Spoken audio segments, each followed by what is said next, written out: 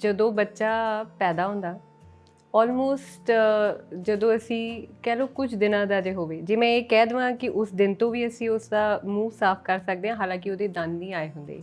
ਅੱਛਾ। ਤੇ ਇਹਦੇ 'ਚ ਕੁਝ ਗਲਤ ਨਹੀਂ ਹੋਏਗਾ। ਅਸੀਂ ਕਦੀ ਇਸ ਤਰ੍ਹਾਂ ਰਿਕਮੈਂਡ ਨਹੀਂ ਕਰਦੇ ਕਿ ਬੱਚੇ ਨੂੰ ਤੁਸੀਂ ਬਾਹਰੋਂ ਕੋਈ ਐਕਸਟਰਾ ਸੋਰਸ ਆਫ ਕੈਲਸ਼ੀਅਮ ਦੀ ਜ਼ਰੂਰਤ ਹੁੰਦੀ ਹੈ। ਸਾਡਾ ਜਿਹੜਾ ਖਾਣਾ ਪੀਣਾ ਹੈ ਉਹ ਬਹੁਤ ਇੰਪੋਰਟੈਂਟ ਹੈ। ਉਹ ਜਿਹੜੇ ਬੁਨਿਆਦੀ ਸਾਲ ਹੁੰਦੇ ਆ, ਜਿਹੜੇ ਬਣਤਰ ਵਾਲਾ ਜਦੋਂ ਸਰੀਰ ਬਣ ਰਿਹਾ ਉਸ ਟਾਈਮ 'ਤੇ ਸਾਡਾ ਖਾਣਾ ਕਿਸ ਤਰ੍ਹਾਂ ਦਾ ਉਹ ਜ਼ਿਆਦਾ ਇੰਪੋਰਟੈਂਟ ਰੋਲ ਪਲੇ ਕਰਦਾ ਹੈ। ਜਾਂ ਫਿਰ ਇਹ ਕਹਿ ਦਿੱਤਾ ਜਾਂਦਾ ਹੈ ਕਿ ਬੁੱਟਾਂ ਦੇ ਉੱਤੇ ਸ਼ਹਿਦ ਲਾ ਦਿਓ, ਤਾਂ ਕੋਈ ਵੀ ਆਰਟੀਫੀਸ਼ੀਅਲ ਚੀਜ਼ ਨਾਲੋਂ ਅਸੀਂ ਸ਼ਹਿਦ ਲਾਣਾ ਪ੍ਰੈਫਰ ਕਰਦੇ ਤਾਂ ਕਿ ਉਹਦੇ ਬੁੱਟ ਜਿਹੜੇ ਉਹ ਨਰਮ ਪੈ ਜਾਣ, ਇਰਪਸ਼ਨ ਜਿਹੜੀ ਉਹ ਈਜ਼ੀਲੀ ਹੋ ਜਾਏ। ਇਹਨਾਂ ਸਾਰੀਆਂ ਚੀਜ਼ਾਂ ਦਾ ਇਹ ਪਰਪਸ ਹੈ ਕਿ ਦੰਦਾਂ 'ਤੇ ਜਿਹੜਾ ਮਿੱਠਾ ਚਿਪਕਦਾ ਹੈ ਜਾਂ ਜਿਹੜੀ ਨੈਚੁਰਲ ਸ਼ੂਗਰ ਵੀ ਹੈ ਉਹ ਸਾਫ਼ ਹੋ ਜਾਏ। ਜੇ ਨਹੀਂ ਹੋਏਗੀ ਤਾਂ ਉੱਥੇ ਬੈਕਟੀਰੀਅਲ ਗਰੋਥ ਸ਼ੁਰੂ ਹੋ ਜਾਏਗੀ ਔਰ ਉਹ ਬੈਕਟੀਰੀਆ ਜਿਹੜਾ ਸਾਡਾ ਇਨੈਮਲ ਹੈ, ਸਭ ਤੋਂ ਪਹਿਲਾਂ ਜਿਹੜੇ ਦੰਦ ਜਿਹੜਾ ਹਿੱਸਾ ਸਾਨੂੰ ਨਜ਼ਰ ਆਉਂਦਾ, ਇਹ ਬਾਹਰ ਵਾਲੀ ਜਿਹੜੀ ਕਵਰਿੰਗ ਹੁੰਦੀ ਹੈ ਇਨੈਮਲ, ਇਹਦੇ ਉੱਤੇ ਇਹਨੇ ਡਿਕੇ ਹੋਣਾ ਸ਼ੁਰੂ ਹੋਣਾ ਅਤੇ ਇਹਨੇ ਕਾਲਾ ਪੈਣਾ ਸ਼ੁਰੂ ਹੋ ਜਾਣਾ। ਸੋ ਡਾਈਟ ਬਹੁਤ ਇੰਪੋਰਟੈਂਟ ਰੋਲ ਪਲੇ ਕਰਦੀ ਹੈ ਬਚਪਨ ਦੀ ਹੀ। ਸੋ ਦੁੱਧ ਦੇ ਕਰਕੇ ਤੁਸੀਂ ਕਿਹਾ ਕਾਲੇ ਹੋ ਜਾਣਗੇ ਦੰਦ, ਤੇ ਐਸਾ ਕੁਝ ਨਹੀਂ ਹੁੰਦਾ। ਚਿੱਟੇ ਛੋਲੇ ਅਸੀਂ ਅਵੋਇਡ ਕਰ ਦਿੰਦੇ ਹਾਂ ਨਾ, ਕਈ ਲੋਕ ਕਹਿੰਦੇ ਭਾਰੇ ਹੁੰਦੇ ਆ ਜਾਂ ਰਾਜਮਾ ਆ, they are good source of calcium. ਲੇਕਿਨ ਬਹੁਤ ਬੇਸਿਕ ਜਿਹੜੀ ਚੀਜ਼ ਜਿਹੜੀ ਸਮਝਾਈ ਜਾ ਸਕਦੀ ਹੈ ਆਪਣੇ ਵਿਊਅਰਸ ਨੂੰ, ਇਹ ਕਿ ਪਿੱਛੋਂ ਦੀ ਬਰਸ਼ ਕਰੋ, ਗਮ ਟੂ ਗਮ ਤੁਹਾਡਾ ਬਰਸ਼ ਜਾਵੇ, ਸੌਫਟ ਬਰਸ਼ ਹੋਵੇ ਜਿਹੜਾ ਮਸੂੜੇ ਨੂੰ ਛਿੱਲੇ ਨਾ ਜਾਂ ਬਰਸ਼ ਦੰਦਾਂ ਦੇ ਉੱਤੇ ਰਗੜ ਨਾ ਪਾ ਦੇ। ਔਰ ਤੁਸੀਂ ਜ਼ੀਰੋ ਬਣਾਉਣੀ ਹੈ ਆਪਣੀ ਇਮੈਜੀਨੇਸ਼ਨ 'ਚ। ਤੁਸੀਂ ਆਪਾਂ ਇੱਦਾਂ ਇਮੈਜਿਨ ਕਰ ਸਕਦੇ ਵੀ ਮੈਂ ਇਹ 3 ਦੰਦ ਸਾਫ਼ ਕਰ ਰਹੀ ਹਾਂ ਆਪਣੇ ਪਿਛਲੇ। ਔਰ ਫਿਰ ਅਸੀਂ ਸਭ ਤੋਂ ਜਿਹੜੀ ਮੇਜਰ ਗਲਤੀ ਉਹ ਇਹ ਕਰਦੇ ਕਿ ਦੰਦਾਂ ਦਾ ਜਿਹੜਾ ਅੰਦਰ ਵਾਲਾ ਹਿੱਸਾ ਆ, ਜਿੱਥੇ ਆਪਣੀ ਜੀਭ ਜਾ ਕੇ ਰੈਸਟ ਕਰਦੀ ਹੈ, ਉਸ ਜਗ੍ਹਾ ਨੂੰ ਕੋਈ ਨਹੀਂ ਸਾਫ਼ ਕਰਦਾ। ਬਹੁਤੇ ਲੋਕਾਂ 'ਚ ਤੁਸੀਂ ਦੇਖੋਗੇ 32 ਦੰਦ ਪੂਰੇ ਨਹੀਂ ਹੁੰਦੇ, ਕਿਉਂਕਿ ਬਹੁਤ ਜਗ੍ਹਾ 'ਤੇ ਹੁਣੇ ਜਿਹੜਾ ਸਾਡਾ 3rd ਮੋਲਰ ਹੈ ਉਹ ਮਿਸਿੰਗ ਹੁੰਦਾ, ਜਿਹਨੂੰ ਆਪਾਂ ਅਕਲ ਜੜ ਕਹਿੰਦੇ ਹਾਂ। ਅਕਲ ਦੇ ਨਾਲ ਇਹਦਾ ਕੁਛ ਲੈਣਾ ਦੇਣਾ ਨਹੀਂ ਹੈ। ਉਹ ਫਨੀ ਚੀਜ਼ ਹੈ ਕਿਉਂਕਿ ਇਹ ਲੇਟ ਆਉਂਦੀ ਹੈ ਅਤੇ ਗੱਲ ਬਣ ਗਈ ਵੀ ਹੁਣ ਇਹਨੂੰ ਅਕਲ ਆ ਗਈ ਹੈ।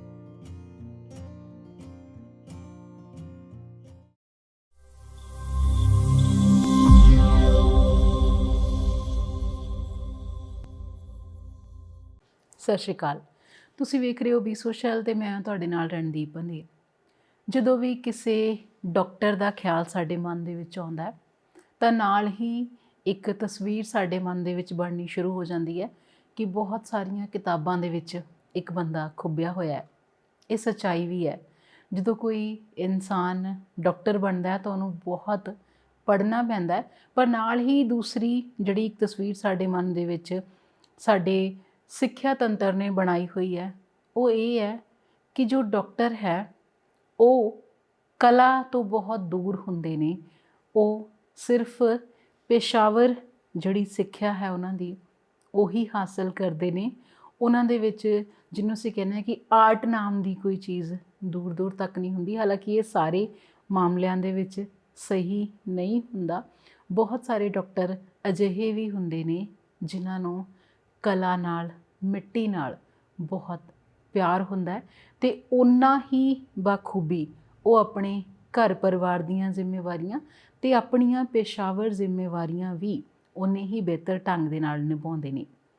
ਅੱਜ ਜਿਸ ਸ਼ਖਸੀਅਤ ਦੇ ਤੁਹਾਨੂੰ ਮੈਂ ਰੂਬਰੂ ਕਰਵਾਉਣਾ, ਡਾਕਟਰ ਸਰਿਤਾ ਚਾਵਲਾ ਇੱਕ ਅਜਿਹੀ ਹੀ ਸ਼ਖਸੀਅਤ ਨੇ, ਡੈਂਟਿਸਟ ਨੇ ਅਤੇ ਨਾਲ ਹੀ ਰੇਡੀਓ ਜੌਕੀ ਨੇ।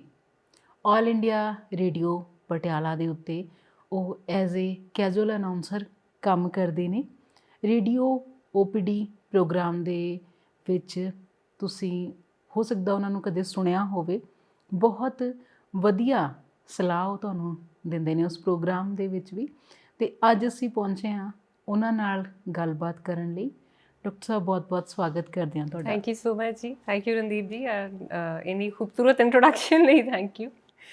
ਮੈਨੂੰ ਬਹੁਤ ਖੁਸ਼ੀ ਹੋਈ ਇੱਥੇ ਆ ਕੇ, ਕਿਉਂਕਿ ਮੈਂ ਪਹਿਲਾਂ ਤੋਂ ਹੀ ਇਹ ਮੇਰੇ ਮਨ ਦੇ ਵਿੱਚ ਚੱਲ ਰਿਹਾ ਸੀ ਕਿ ਜਿੰਨਾ ਕੁ ਤੁਹਾਨੂੰ ਜਾਣਦੇ ਹਾਂ ਅਤੇ ਲੱਗ ਰਿਹਾ ਸੀ ਕਿ ਜਦੋਂ ਮੈਂ ਤੁਹਾਡੇ ਘਰ ਕਦੇ ਆਵਾਂਗੀ ਤਾਂ ਇਸੇ ਥਾਂ 'ਤੇ ਬੈਠ ਕੇ ਤੁਹਾਡੇ ਨਾਲ ਗੱਲਬਾਤ ਕਰਾਂਗੀ। That's really sweet of you. Thank you. ਕਿਉਂਕਿ ਇੱਕ ਤੁਸੀਂ ਡਾਕਟਰ ਹੋ ਜੀ, ਪਰ ਜਿਸ ਵਧੀਆ ਢੰਗ ਦੇ ਨਾਲ ਜਾਂ ਜਿੰਨਾ ਸੋਹਣਾ ਤੁਸੀਂ ਆਪਣੇ ਘਰ ਨੂੰ ਖੁਦ ਮੈਨੇਜ ਕੀਤਾ ਹੋਇਆ ਹੈ ਅਤੇ ਤੁਹਾਨੂੰ ਜਿੰਨਾ ਤੁਸੀਂ ਕਿਚਨ ਗਾਰਡਨ ਆਪਣਾ ਬਹੁਤ ਸੋਹਣਾ ਬਣਾਇਆ ਹੋਇਆ, ਹਾਂਜੀ, ਬਹੁਤ ਚੰਗਾ ਲੱਗਿਆ ਇਹ ਦੇਖ ਕੇ। Thank you. ਡਾਕਟਰ ਸਾਹਿਬ ਤੁਸੀਂ ਡੈਂਟਿਸਟ ਹੋ ਤਾਂ ਹਰ ਮਾਪਾ ਉਹਦੇ ਮਨ ਦੇ ਵਿੱਚ ਬਹੁਤ ਸਾਰੇ ਸਵਾਲ ਹੁੰਦੇ ਆ ਜਦੋਂ ਬੱਚਾ ਛੋਟਾ ਹੁੰਦਾ ਹੈ। ਇੱਕ ਆਮ ਜਿਹਾ ਸਵਾਲ ਮੇਰੇ ਮਨ ਦੇ ਵਿੱਚ ਵੀ ਹੈ ਮੇਰੀ ਬੱਚੀ ਦੇ ਲਈ ਕਿ ਛੋਟੇ ਬੱਚਿਆਂ ਨੂੰ ਕਿਸ ਉਮਰ ਤੋਂ ਬ੍ਰਸ਼ ਕਰਵਾਉਣਾ ਸ਼ੁਰੂ ਕਰ ਦੇਣਾ ਚਾਹੀਦਾ ਹੈ?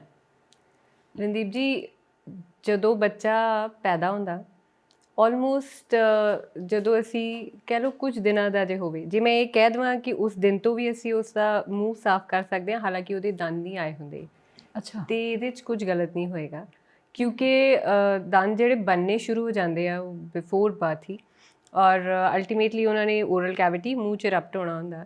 ਸੋ ਬਹੁਤ ਸਿੰਪਲ ਜਿਹਾ ਇੱਕ ਤਰੀਕਾ ਹੁੰਦਾ ਹੈ ਕਿ ਇੱਕ ਸਾਫ਼ ਮਲਮਲ ਦਾ ਕੱਪੜਾ ਹਮੇਸ਼ਾ ਤੁਹਾਡੇ ਕੋਲ ਹੋਣਾ ਚਾਹੀਦਾ, ਜਿਹਨੂੰ ਤੁਸੀਂ ਰੂਟੀਨ 'ਚ ਧੋਵੋ ਔਰ ਬਹੁਤ ਚੰਗੀ ਤਰ੍ਹਾਂ ਧੋਵੋ। ਬੱਚਾ ਜਦੋਂ ਵੀ ਦੁੱਧ ਪੀਂਦਾ ਹੈ, ਸੌਂਦਾ ਹੈ, ਅਤੇ ਜਦੋਂ ਆਪਾਂ ਜਿਸ ਤਰ੍ਹਾਂ ਉਸਨੂੰ ਨੁਹਾਉਣਾ ਜ਼ਰੂਰੀ ਹੈ ਛੋਟੇ ਬੱਚੇ ਨੂੰ, ਉਂਗਲੀ 'ਤੇ ਉਹ ਕੱਪੜਾ ਲਪੇਟ ਕੇ ਸਾਫ਼ ਮਲਮਲ ਦਾ ਬਹੁਤ ਸੌਫਟ ਜਿਹੜਾ ਹੋਵੇ, ਅਤੇ ਉਹਦੇ ਬੁੱਟਾਂ ਦੇ ਉੱਤੇ ਇੱਕ ਵਾਰੀ ਜ਼ਰੂਰ ਫੇਰ ਦੇਣਾ ਚਾਹੀਦਾ। ਅੱਛਾ। ਬਹੁਤ ਹਾਰਸ਼ ਹੱਥ ਨਹੀਂ, ਜਿਵੇਂ ਮਾਂ ਬਹੁਤ ਡੈਲੀਕੇਟਲੀ ਅਸੀਂ ਬੱਚੇ ਨੂੰ ਨੁਹਾਉਂਦੇ ਨਰਮ ਹਾਂ, ਜਿਹੇ ਹੱਥ ਨਾਲ, ਉਸੇ ਤਰ੍ਹਾਂ ਹੀ ਬਹੁਤ ਨਰਮ ਜਿਹੇ ਹੱਥ ਨਾਲ ਇੱਕ ਵਾਰੀ ਉਸਨੂੰ ਸਾਫ਼ ਕਰ ਦੇਣਾ ਚਾਹੀਦਾ। ਸੋ ਮੂੰਹ ਦੀ ਸਫਾਈ ਦੀ ਸ਼ੁਰੂਆਤ ਵੀ ਸਾਡੇ ਨਹਾਉਣ ਧੋਣ ਦੇ ਨਾਲ ਹੀ ਸ਼ੁਰੂ ਹੋ ਜਾਂਦੀ ਹੈ, ਔਰ ਇਹ ਹੋਣੀ ਵੀ ਚਾਹੀਦੀ ਹੈ। ਸ਼ਾਇਦ ਬਹੁਤ ਸਾਰੇ ਲੋਕਾਂ ਨੂੰ ਨਹੀਂ ਹੁੰਦਾ ਇਸ ਗੱਲ ਦਾ ਆਈਡੀਆ, ਲੇਕਿਨ ਇਹ ਬਹੁਤ ਇੰਪੋਰਟੈਂਟ ਹੈ। ਉਹ ਇਸ ਕਰਕੇ ਕਿਉਂਕਿ ਜਦੋਂ ਅਸੀਂ ਦੁੱਧ ਪੀਤਾ, ਅਸੀਂ ਕਹਿ ਦਿੰਦੇ ਮਿੱਠਾ ਅਜੇ ਕਿਹੜਾ ਬੱਚੇ ਨੇ ਖਾਣਾ ਸ਼ੁਰੂ ਕੀਤਾ, ਲੇਕਿਨ ਦੁੱਧ 'ਚ ਆਪਣੀ ਔਰ ਮਾਂ ਦੇ ਦੁੱਧ 'ਚ ਵੀ ਨੈਚੁਰਲ ਜਿਹੜੀ ਸ਼ੂਗਰ ਹੈ ਉਸਨੇ ਇਫੈਕਟ ਕਰਨਾ ਸ਼ੁਰੂ ਕਰ ਦੇਣਾ ਹੁੰਦਾ ਮਾਊਥ 'ਚ। ਤਾਂ ਬਹੁਤ ਸੌਫਟਲੀ ਤਾਜ਼ੇ ਪਾਣੀ ਨਾਲ, ਅੱਜ ਕੱਲ੍ਹ ਅਸੀਂ ਕਹਿੰਦੇ RO ਵਾਲਾ ਪਾਣੀ ਹੈ, ਉਹ ਬਿਲਕੁਲ ਸਿੱਲਾ ਜਿਹਾ ਹੋਵੇ ਕੱਪੜਾ, ਉਸ ਦੇ ਨਾਲ ਉਹਦੇ ਥੋੜ੍ਹੇ ਟਾਈਮ ਤੋਂ ਬਾਅਦ ਤੁਸੀਂ ਉਸਦੇ ਬੁੱਟ ਸਾਫ਼ ਕਰਨੇ ਸ਼ੁਰੂ ਕਰਨੇ ਹੈ। ਫਿਰ ਜਦੋਂ ਬੱਚਾ ਆਪਣੇ ਜੋਗਾ ਹੋ ਜਾਂਦਾ, ਜਦੋਂ ਦੰਦ ਆਉਣੇ ਸ਼ੁਰੂ ਹੋ ਜਾਂਦੇ, ਅਤੇ ਉਂਗਲੀ 'ਚ ਪਾਉਣ ਵਾਲਾ ਬਰੱਸ਼ ਹੁੰਦਾ, ਉਹ ਚਾਹੇ ਤਾਂ ਮਾਂ ਆਪਣੀ ਉਂਗਲ 'ਚ ਪਾ ਕੇ ਹਲਕਾ ਜਿਹਾ ਉਸਦੇ ਮੂੰਹ 'ਚ ਫੇਰੇ, ਉਦੋਂ ਤੁਹਾਨੂੰ ਜਦੋਂ ਪਤਾ ਲੱਗ ਜਾਂਦਾ ਕਿ ਦੰਦ ਇਹਦੇ ਆਉਣੇ ਸ਼ੁਰੂ ਹੋ ਗਏ, ਚਾਹੇ ਉਹ ਨਾ ਹੀ ਨਿਕਲੇ ਹੁਣ, ਕੈਵਿਟੀ 'ਚ ਮੂੰਹ 'ਚ ਨਾ ਹੀ ਆਏ ਹੋਣ, ਲੇਕਿਨ ਆਪਾਂ ਕਹਿੰਦੇ ਨਾ ਹੁਣੇ ਦੰਦੀਆਂ 'ਤੇ ਹੈ ਬੱਚਾ ਦੰਦ ਕੱਢ ਰਿਹਾ, ਤਾਂ ਫਿਰ ਉਹ ਫਿੰਗਰ ਬਰੱਸ਼ ਹੈ, ਉਹ ਬੱਚਾ ਆਪਣੀ ਉਂਗਲੀ 'ਚ ਪਾ ਕੇ ਵੀ ਉਸਨੂੰ ਚਾਹੇ ਚਬਾਏ, ਜਿਵੇਂ ਅਸੀਂ ਉਹਨੂੰ ਕਦੀ ਗਾਜਰ ਦੇ ਦਿੰਦੇ ਹਾਂ ਜਦੋਂ ਟੀਦਿੰਗ ਹੋ ਰਹੀ, ਜਦੋਂ ਦੰਦ ਨਿਕਲ ਰਹੇ, ਉਹ ਉਸਨੂੰ ਆਰਾਮ ਵੀ ਦਿੰਦਾ ਔਰ ਉਸਨੂੰ ਹੈਬਿਟ ਵੀ ਹੋ ਜਾਂਦੀ ਹੈ ਆਪਣੇ ਦੰਦਾਂ ਨੂੰ ਸਾਫ਼ ਕਰਨ ਦੀ।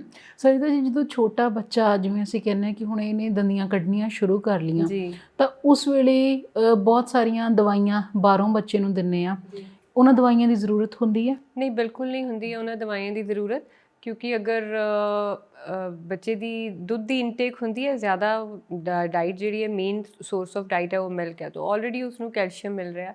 ਹੋਮਿਓਪੈਥੀ 'ਚ ਕਦੀ ਕਹਿ ਦਿੰਦੇ ਆ, ਹੋਮਿਓਪੈਥੀ ਵਾਲੇ ਕਹਿ ਦਿੰਦੇ ਆ ਕਿ ਕੈਲਸ਼ੀਅਮ ਜਿਹੜਾ ਉੱਪਰੋਂ ਲੈ ਲੈਣਾ ਚਾਹੀਦਾ, ਮਿੱਠੀਆਂ ਗੋਲੀਆਂ ਬੱਚਾ ਚੂਸ ਲੈਂਦਾ, ਉਸਨੂੰ ਪਤਾ ਲੱਗ ਜਾਂਦਾ, ਲੇਕਿਨ ਉਹ ਉਹਨਾਂ ਦੀ ਜਿਹੜੀ ਪੜ੍ਹਾਈ ਹੈ ਉਹਦੇ ਮੁਤਾਬਿਕ ਉਹ ਚੀਜ਼ਾਂ ਬੈਨੀਫੀਸ਼ੀਅਲ ਹੈ। ਅਸੀਂ ਕਦੀ ਇਸ ਤਰ੍ਹਾਂ ਰਿਕਮੈਂਡ ਨਹੀਂ ਕਰਦੇ ਕਿ ਬੱਚੇ ਨੂੰ ਤੁਸੀਂ ਬਾਹਰੋਂ ਕੋਈ ਐਕਸਟਰਾ ਸੋਰਸ ਆਫ ਕੈਲਸ਼ੀਅਮ ਦੀ ਜ਼ਰੂਰਤ ਹੁੰਦੀ ਹੈ। ਸਾਡਾ ਜਿਹੜਾ ਖਾਣਾ ਪੀਣਾ ਹੈ ਉਹ ਬਹੁਤ ਇੰਪੋਰਟੈਂਟ ਹੈ। ਉਹ ਜਿਹੜੇ ਬੁਨਿਆਦੀ ਸਾਲ ਹੁੰਦੇ ਆ, ਜਿਹੜੇ ਬਣਤਰ ਵਾਲਾ ਜਦੋਂ ਸਰੀਰ ਬਣ ਰਿਹਾ, ਉਸ ਟਾਈਮ 'ਤੇ ਸਾਡਾ ਖਾਣਾ ਕਿਸ ਤਰ੍ਹਾਂ ਦਾ ਉਹ ਜ਼ਿਆਦਾ ਇੰਪੋਰਟੈਂਟ ਰੋਲ ਪਲੇ ਕਰਦਾ ਹੈ। ਹਾਂ, ਇਹ ਜ਼ਰੂਰ ਕਹਿ ਦਿੱਤਾ ਜਾਂਦਾ ਹੈ ਕਿ ਦੰਦ ਕੱਢ ਰਿਹਾ ਅਤੇ ਇਰੀਟੇਟ ਹੋਏਗਾ, ਜਿਵੇਂ ਮੈਂ ਕਿ ਇੱਕ ਫਿੰਗਰ ਬਰੱਸ਼ ਉਹ ਮੂੰਹ 'ਚ ਪਾ ਕੇ ਉਸਨੂੰ ਚਬਾਏਗਾ, ਬੜੀ ਵੱਡੀ ਜੀ ਗਾਜਰ ਜਿਹੜੀ ਵੱਡਾ ਪੀਸ ਜਿਹੜਾ ਉਹਦੇ ਗਲੇ 'ਚ ਨਾ ਫਸ ਜਾਏ ਲੰਬਾ, ਕਦੇ ਬੱਚਾ ਉਹ ਜਦੋਂ ਫੜਨ ਜੋਗਾ ਔਰ ਸਮਝਣ ਜੋਗਾ ਹੈ ਉਹਨੂੰ, ਹਾਲਾਂਕਿ ਆਪਣੀ ਨਜ਼ਰ ਵਿੱਚ ਹੋਣੀ ਚਾਹੀਦੀ ਹੈ ਵੱਡਿਆਂ ਦੀ ਕਿਸੇ ਨਾ ਕਿਸੇ ਦੀ। ਜਾਂ ਫਿਰ ਇਹ ਕਹਿ ਦਿੱਤਾ ਜਾਂਦਾ ਹੈ ਕਿ ਬੁੱਟਾਂ ਦੇ ਉੱਤੇ ਸ਼ਹਿਦ ਲਾ ਦਿਓ, ਤਾਂ ਕੋਈ ਵੀ ਆਰਟੀਫਿਸ਼ੀਅਲ ਚੀਜ਼ ਨਾਲੋਂ ਅਸੀਂ ਸ਼ਹਿਦ ਲਾਉਣਾ ਪ੍ਰੈਫਰ ਕਰਦੇ ਤਾਂ ਕਿ ਉਹਦੇ ਬੁੱਟ ਜਿਹੜੇ ਉਹ ਨਰਮ ਪੈ ਜਾਣ, ਇਰਪਸ਼ਨ ਜਿਹੜੀ ਉਹ ਈਜ਼ੀਲੀ ਹੋ ਜਾਏ। ਹਾਲਾਂਕਿ ਇਹ ਨੈਚੁਰਲ ਪ੍ਰੋਸੈਸ ਹੈ, ਜਿਸ ਤਰੀਕੇ ਦੰਦ ਨਿਕਲਣੇ ਹੁੰਦੇ ਉਸੇ ਤਰੀਕੇ ਨਿਕਲਣੇ ਆ। ਡਾਕਟਰ ਸਾਹਿਬ, ਆਮ ਤੌਰ 'ਤੇ ਕਿਹਾ ਜਾਂਦਾ ਕਿ ਦੰਦ ਕੈਲਸ਼ੀਅਮ ਤੋਂ ਬਣਦੇ ਨੇ, ਪਰ ਕਈ ਵਾਰ ਅਸੀਂ ਦੇਖਦੇ ਹਾਂ ਕਿ ਬੱਚਾ ਜਿਹੜਾ ਹੈ ਉਹ ਦੁੱਧ ਵੀ ਪੀ ਰਿਹਾ ਹੁੰਦਾ, ਅਤੇ ਕਈ ਵਾਰ ਬੱਚੇ ਬਹੁਤ ਜ਼ਿਆਦਾ ਦੁੱਧ ਵੀ ਪੀਂਦੇ ਨੇ ਅਤੇ ਜਿਵੇਂ ਆਮ ਅਸੀਂ ਸੁਣਦੇ ਹਾਂ ਕਿ ਬੱਚਾ ਰੋਟੀ ਘੱਟ ਖਾਂਦਾ, ਇਹ ਦੁੱਧ ਹੀ ਜ਼ਿਆਦਾ ਲੈ ਰਿਹਾ, ਇੱਕ ਤਾਂ ਬੱਚੇ ਦੇ ਦੰਦਾਂ ਦੇ ਵਿੱਚ ਕਾਲਾਪਨ ਆਉਣਾ ਸ਼ੁਰੂ ਹੋ ਜਾਂਦਾ ਹੈ, ਅਤੇ ਕਈ ਵਾਰ ਕੀ ਹੁੰਦਾ ਹੈ ਕਿ ਉਹਨਾਂ ਦੀ ਉਮਰ ਵੱਡੀ ਹੋ ਰਹੀ ਹੈ ਪਰ ਦੁੱਧ ਵਾਲੇ ਦੰਦ ਜਦੋਂ ਨਹੀਂ ਝੜਦੇ ਤਾਂ ਫਿਰ ਕਹਿੰਦੇ ਕਿ ਇਹਨਾਂ ਦੇ ਦੰਦ ਕਢਵਾ ਕੇ ਲਿਆਉਣੇ ਪੈਣਗੇ। ਕੀ ਇਸ ਤਰ੍ਹਾਂ ਕਰਨਾ ਜ਼ਰੂਰੀ ਹੁੰਦਾ? ਦੇਖੋ, ਜਿਹੜਾ ਕਾਲੇਪਨ ਦੀ ਤੁਸੀਂ ਗੱਲ ਕੀਤੀ ਹੈ, ਇਹ ਬਿਲਕੁਲ ਤੁਹਾਡੇ ਪਹਿਲੇ ਸਵਾਲ ਨਾਲ ਰਿਲੇਟਡ ਹੈ ਕਿ ਕਾਲਾਪਨ ਆਉਣਾ ਮੀਨਸ ਕੀੜਾ ਲੱਗਣ ਦੀ ਸ਼ੁਰੂਆਤ ਹੋ ਜਾਂਦੀ ਹੈ। ਅਤੇ ਜਿਹੜਾ ਜਦੋਂ ਦੰਦ 'ਚ ਕੀੜਾ ਲੱਗਣਾ ਅਸੀਂ ਕਹਿੰਦੇ ਅਤੇ ਬਾਹਰੋਂ ਕਿੱਧਰੋਂ ਕੀੜਾ ਨਹੀਂ ਆਉਣਾ ਹੁੰਦਾ, ਐਕਚੁਅਲੀ ਇਹ ਦੰਦਾਂ ਦਾ ਡਿਕੀ ਪ੍ਰੋਸੈਸ ਸ਼ੁਰੂ ਹੋ ਜਾਂਦਾ ਜਦੋਂ ਸਾਡੇ ਦੰਦਾਂ ਦੇ ਉੱਤੇ ਮਿੱਠਾ ਕੁਛ ਵੀ ਜਿਹੜਾ ਸਟਿੱਕੀ ਫੂਡ ਹੈ, ਚਿਪਕਣ ਵਾਲਾ ਖਾਣਾ ਜੇ ਅਸੀਂ ਖਾਈਏ, ਜਾਂ ਈਵਨ ਦੁੱਧ ਵੀ ਬੱਚੇ ਛੋਟੇ ਸਿਰਫ ਪੀ ਰਹੇ ਹੁੰਦੇ ਆ, ਤਾਂ ਪਹਿਲਾਂ ਆਪਾਂ ਉਹੀ ਗੱਲ ਕਰ ਲਈ, ਉਹ ਦੁੱਧ 'ਚ ਜਿਹੜੀ ਨੈਚੁਰਲ ਸ਼ੂਗਰ ਹੈ ਉਸਦੇ ਦੰਦਾਂ 'ਤੇ ਚਿਪਕੀ ਰਹਿ ਜਾਣੀ ਹੈ, ਔਰ ਉਸ ਸ਼ੂਗਰ ਨੇ ਅਲਟੀਮੇਟਲੀ ਜੇ ਉਹਦੇ ਆਪਾਂ ਸਾਫ਼ ਨਹੀਂ ਕਰਾਂਗੇ, ਜਿਵੇਂ ਮੈਂ ਕਿਹਾ ਕਿ ਇੱਕ ਮਲਮਲ ਦਾ ਕੱਪੜਾ ਲੈ ਕੇ, ਸਾਫ਼ ਕੱਪੜਾ ਬਹੁਤ ਹੋਵੇ, ਉਸ ਦੇ ਨਾਲ ਉਹਦੀ ਬੁੱਟ ਸਾਫ਼ ਕਰੋ, ਫਿਰ ਉਹਦੇ ਦੰਦ ਹਲਕੇ ਹਲਕੇ ਆਉਣੇ ਸ਼ੁਰੂ ਹੁੰਦੇ ਉਹ ਸਾਫ਼ ਕਰੋ, ਫਿੰਗਰ ਬਰੱਸ਼ ਜਿਹੜਾ ਉਹ ਯੂਜ਼ ਕਰੋ। ਇਹਨਾਂ ਸਾਰੀਆਂ ਚੀਜ਼ਾਂ ਦਾ ਇਹ ਪਰਪਸ ਹੈ ਕਿ ਦੰਦਾਂ 'ਤੇ ਜਿਹੜਾ ਮਿੱਠਾ ਚਿਪਕਦਾ ਹੈ ਜਾਂ ਜਿਹੜੀ ਨੈਚੁਰਲ ਸ਼ੂਗਰ ਵੀ ਹੈ ਉਹ ਸਾਫ਼ ਹੋ ਜਾਏ। ਜੇ ਨਹੀਂ ਹੋਏਗੀ ਤਾਂ ਉੱਥੇ ਬੈਕਟੀਰੀਅਲ ਗਰੋਥ ਸ਼ੁਰੂ ਹੋ ਜਾਏਗੀ, ਔਰ ਉਹ ਬੈਕਟੀਰੀਆ ਜਿਹੜਾ ਸਾਡਾ ਇਨੈਮਲ ਹੈ, ਸਭ ਤੋਂ ਪਹਿਲਾਂ ਜਿਹੜੇ ਦੰਦ ਜਿਹੜਾ ਹਿੱਸਾ ਸਾਨੂੰ ਨਜ਼ਰ ਆਉਂਦਾ, ਇਹ ਬਾਹਰ ਵਾਲੀ ਜਿਹੜੀ ਕਵਰਿੰਗ ਹੁੰਦੀ ਹੈ ਇਨੈਮਲ, ਇਹਦੇ ਉੱਤੇ ਇਹਨੇ ਡਿਕੇ ਹੋਣਾ ਸ਼ੁਰੂ ਹੋਣਾ ਤੇ ਇਹਨੇ ਕਾਲਾ ਪੈਣਾ ਸ਼ੁਰੂ ਹੋ ਜਾਣਾ। ਕਾਲੇ ਪੈਣਾ ਮਤਲਬ ਬੱਚੇ ਦੇ ਦੰਦ 'ਚ ਕੀੜਾ ਲੱਗਣਾ ਸ਼ੁਰੂ ਹੋ ਗਿਆ, ਔਰ ਉਹ ਇਸੇ ਕਰਕੇ ਹੋਇਆ ਕਿਉਂਕਿ ਉਹਦੀ ਹੁਣ ਤੱਕ ਸਾਨੂੰ ਜ਼ਰੂਰਤ ਨਹੀਂ ਮਹਿਸੂਸ ਹੋਈ ਕਿ ਇਹਦੇ ਦੰਦ ਸਾਫ਼ ਹੋਣੇ ਚਾਹੀਦੇ, ਇਹਦੇ ਬੁੱਟ ਸਾਫ਼। ਐਕਚੁਅਲੀ ਦੰਦਾਂ ਤੋਂ ਪਹਿਲਾਂ ਜਦੋਂ ਬੁੱਟ ਹੀ ਹੁੰਦੀ ਉਦੋਂ ਹੀ ਸਫਾਈ ਹੋ ਜਾਣੀ ਸ਼ੁਰੂ ਵਾਲੀ ਹੋ ਜਾਣਾ ਚਾਹੀਦਾ ਪ੍ਰੋਸੈਸ ਸ਼ੁਰੂ ਜੀ। ਸੋ ਇਸ ਕਰਕੇ ਜਿਹੜੀ ਕਾਲਾ ਪੈਣਾ ਉਹ ਇਹ ਇੱਕ ਰੀਜ਼ਨ ਹੈ। ਦੂਸਰਾ ਤੁਸੀਂ ਕਹਿੰਦੇ ਹੋ ਕਿ ਕਈ ਵਾਰੀ ਬੱਚੇ ਦੇ ਦੰਦ ਜਿਹੜੇ ਆ ਉਹ ਝੜਦੇ ਨਹੀਂ ਹੈ ਟਾਈਮ ਸਿਰ। ਨੋਰਮਲੀ ਅਸੀਂ 10 ਤੋਂ 11 ਸਾਲ ਦੀ ਜਿਹੜੀ ਉਮਰ ਹੈ ਉਸਨੂੰ ਅਗਲੀ ਡਕਲਿੰਗ ਸਟੇਜ ਕਿਹਾ ਜਾਂਦਾ। ਡਕਲਿੰਗ ਮਾਨੇ ਡਕ ਦਾ ਬੇਬੀ ਡਕ ਹੋ ਗਿਆ, ਅਗਲੀ ਮਾਨੇ ਸੂਰਜ ਜਿਹਨੂੰ ਅਸੀਂ ਕਹਿੰਦੇ। ਸੋ ਇਹ ਅਗਲੀ ਡਕਲਿੰਗ ਵਾਲੀ ਸਟੇਜ ਹੈ, ਬੱਚੇ ਦੀ ਉਹ ਸਟੇਜ ਹੈ ਜਦੋਂ ਉਹਨੇ ਅਗਲੀ ਲੱਗਣਾ।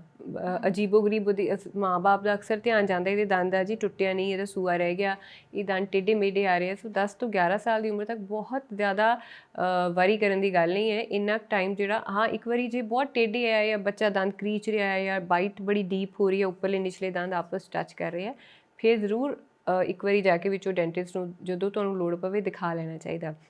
ਲੇਕਿਨ 9 ਤੋਂ 10 ਸਾਲ ਦੀ ਜਿਹੜੀ ਉਮਰ ਹੁੰਦੀ ਹੈ ਮੋਟੇ ਤੌਰ 'ਤੇ ਟੇਢੇ ਮੇਢੇ ਦੰਦਾਂ ਵਾਲਾ ਇਹ ਪੂਰਾ ਫੇਜ਼ ਚੱਲ ਰਿਹਾ ਹੁੰਦਾ। ਪੂਰੇ ਦੰਦ ਉਹਦੇ ਅੱਧੇ ਦੁੱਧ ਦੇ ਹੁੰਦੇ ਆ, ਅੱਧੇ ਉਹਦੇ ਆਪਣੇ ਹੁੰਦੇ ਆ।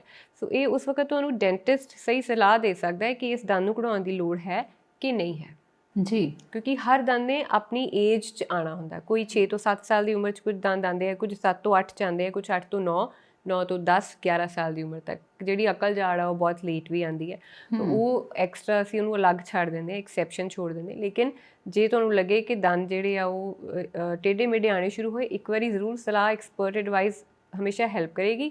ਔਰ ਦੂਸਰਾ ਦੰਦ ਕਢਾਉਣ ਦੀ ਲੋੜ ਹੈ ਕਿ ਨਹੀਂ ਹੈ, ਉਹ ਤੁਹਾਨੂੰ ਓਪੀਨੀਅਨ ਜਿਹੜਾ ਡੈਂਟਿਸਟ ਜੋ ਸਲਾਹ ਦਿੰਦਾ ਉਸ ਨੂੰ ਫੋਲੋ ਕਰ ਲੈਣਾ ਚਾਹੀਦਾ। ਜੀ ਡਾਕਟਰ ਸਾਹਿਬ, ਦੰਦ ਕੈਲਸ਼ੀਅਮ ਤੋਂ ਬਣਦੇ ਨੇ, ਪਰ ਕਈ ਵਾਰ ਅਸੀਂ ਆਮ ਹੀ ਸੁਣਦੇ ਹਾਂ, ਇੱਕ ਧਾਰਨਾ ਬਣੀ ਹੋਈ ਹੈ ਕਿ ਬੱਚਾ ਬਹੁਤ ਜ਼ਿਆਦਾ ਦੁੱਧ ਪੀ ਰਿਹਾ ਤੇ ਜ਼ਿਆਦਾ ਕੈਲਸ਼ੀਅਮ ਦੇ ਨਾਲ ਦੰਦਾਂ ਦੇ ਵਿੱਚ ਕਾਲਾਪਣ ਆਉਣਾ ਸ਼ੁਰੂ ਹੋ ਗਿਆ। ਕੀ ਇਹ ਸਹੀ ਹੈ? ਨਹੀਂ, ਬਿਲਕੁਲ ਐਸਾ ਕੋਈ ਗੱਲ ਨਹੀਂ ਹੈ, ਕਿਉਂਕਿ ਕੈਲਸ਼ੀਅਮ ਦੀ ਜਿਹੜੀ ਰਿਕੁਆਇਰਮੈਂਟ ਹੈ ਸਾਡੀ ਬੋਡੀ ਦੀ ਕਾਫੀ ਹੁੰਦੀ ਹੈ, ਔਰ ਕੈਲਸ਼ੀਅਮ ਇੱਕ ਏਜ ਤੱਕ ਹੀ ਬੋਡੀ ਜਿਹੜੀ ਉਹ ਐਬਜ਼ੌਰਬ ਕਰਦੀ ਹੈ। ਮੰਨ ਲਓ ਮੈਂ ਜੇ ਦੁੱਧ ਪੀ ਰਹੀ ਹਾਂ ਤਾਂ ਦੁੱਧ 'ਚੋਂ ਜਿਹੜਾ ਕੈਲਸ਼ੀਅਮ ਮੈਨੂੰ ਮਿਲਣਾ ਉਹ ਇੱਕ ਉਮਰ ਤੱਕ ਹੀ ਮਿਲਣਾ।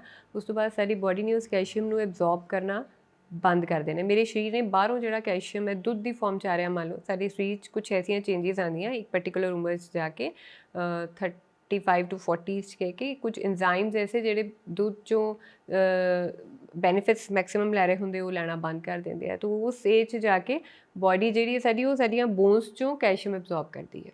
ਅੱਛਾ। ਹਾਂ, ਇਸ ਕਰਕੇ ਅਸੀਂ ਨੋਰਮਲੀ ਦੇਖਦੇ ਹਾਂ ਕਿ ਔਰਤਾਂ ਜਿਨ੍ਹਾਂ ਨੂੰ ਬੇਸ਼ੱਕ ਅਸੀਂ ਕਹਿੰਦੇ ਰਾਤ ਨੂੰ ਜੀ ਮੈਂ ਤਾਂ ਦੁੱਧ ਪੀ ਕੇ ਸੌਂਦੀ, ਮੈਨੂੰ ਤਾਂ ਆਦਤ ਹੈ, ਮੈਂ ਤਾਂ ਇਸ ਤੋਂ ਬਗੈਰ ਰਹਿ ਨਹੀਂ ਸਕਦੀ, ਲੇਕਿਨ ਜਦੋਂ ਆਪਾਂ ਕਦੇ ਟੈਸਟ ਕਰਾਉਂਦੇ ਹਾਂ ਜਾਂ ਚੈੱਕ ਕਰਾਓ ਤਾਂ ਕੈਲਸ਼ੀਅਮ ਡੈਫੀਸ਼ੀਐਂਟ ਹੁੰਦੀ ਹੈ, ਕੈਲਸ਼ੀਅਮ ਦੀ ਕਮੀ ਹੁੰਦੀ ਹੈ। ਉਸ ਦਾ ਰੀਜ਼ਨ ਇਹ ਹੁੰਦਾ ਹੈ ਕਿ ਜਿਹੜੀ ਬੋਡੀ ਹੈ ਜੋ ਸਾਡੀ ਡਾਈਟ ਹੈ ਉਹਦੇ 'ਚ ਹੁਣ ਉਹਨੇ ਐਬਜ਼ੌਰਬ ਕਰਨਾ ਕੈਲਸ਼ੀਅਮ ਬੰਦ ਕਰ ਦਿੱਤਾ ਹੈ। ਬੋਡੀ ਹੁਣ ਆਪਣੀਆਂ ਜਿਹੜੀਆਂ ਹੱਡੀਆਂ ਹੈ ਜਿਨ੍ਹਾਂ 'ਚ ਕੈਲਸ਼ੀਅਮ ਐਬਜ਼ੌਰਬ ਹੋਇਆ, ਜਿਹੜੀ ਬਚਪਨ ਵਾਲੀ ਡਾਈਟ ਹੈ ਸਾਡੀ, ਉਹ ਇੱਕ ਏਜ ਤੱਕ ਜਿਹੜੀ ਡਾਈਟ ਸੀ ਸਾਡੀ, ਉਹ ਜਿਹੜਾ ਕੈਲਸ਼ੀਅਮ ਸਾਡੇ ਕੋਲ ਸੀਗਾ ਸਾਡੀਆਂ ਬੋਨਸ 'ਚ ਸੀਗਾ, ਉਹ ਹੁਣ ਬੋਡੀ ਦੀ ਰਿਕੁਆਇਰਮੈਂਟ ਹੈ ਤਾਂ ਉਹ ਐਬਜ਼ੌਰਬ ਕਰ ਰਹੀ ਹੈ, ਉਹ ਯੂਜ਼ ਹੋ ਰਿਹਾ।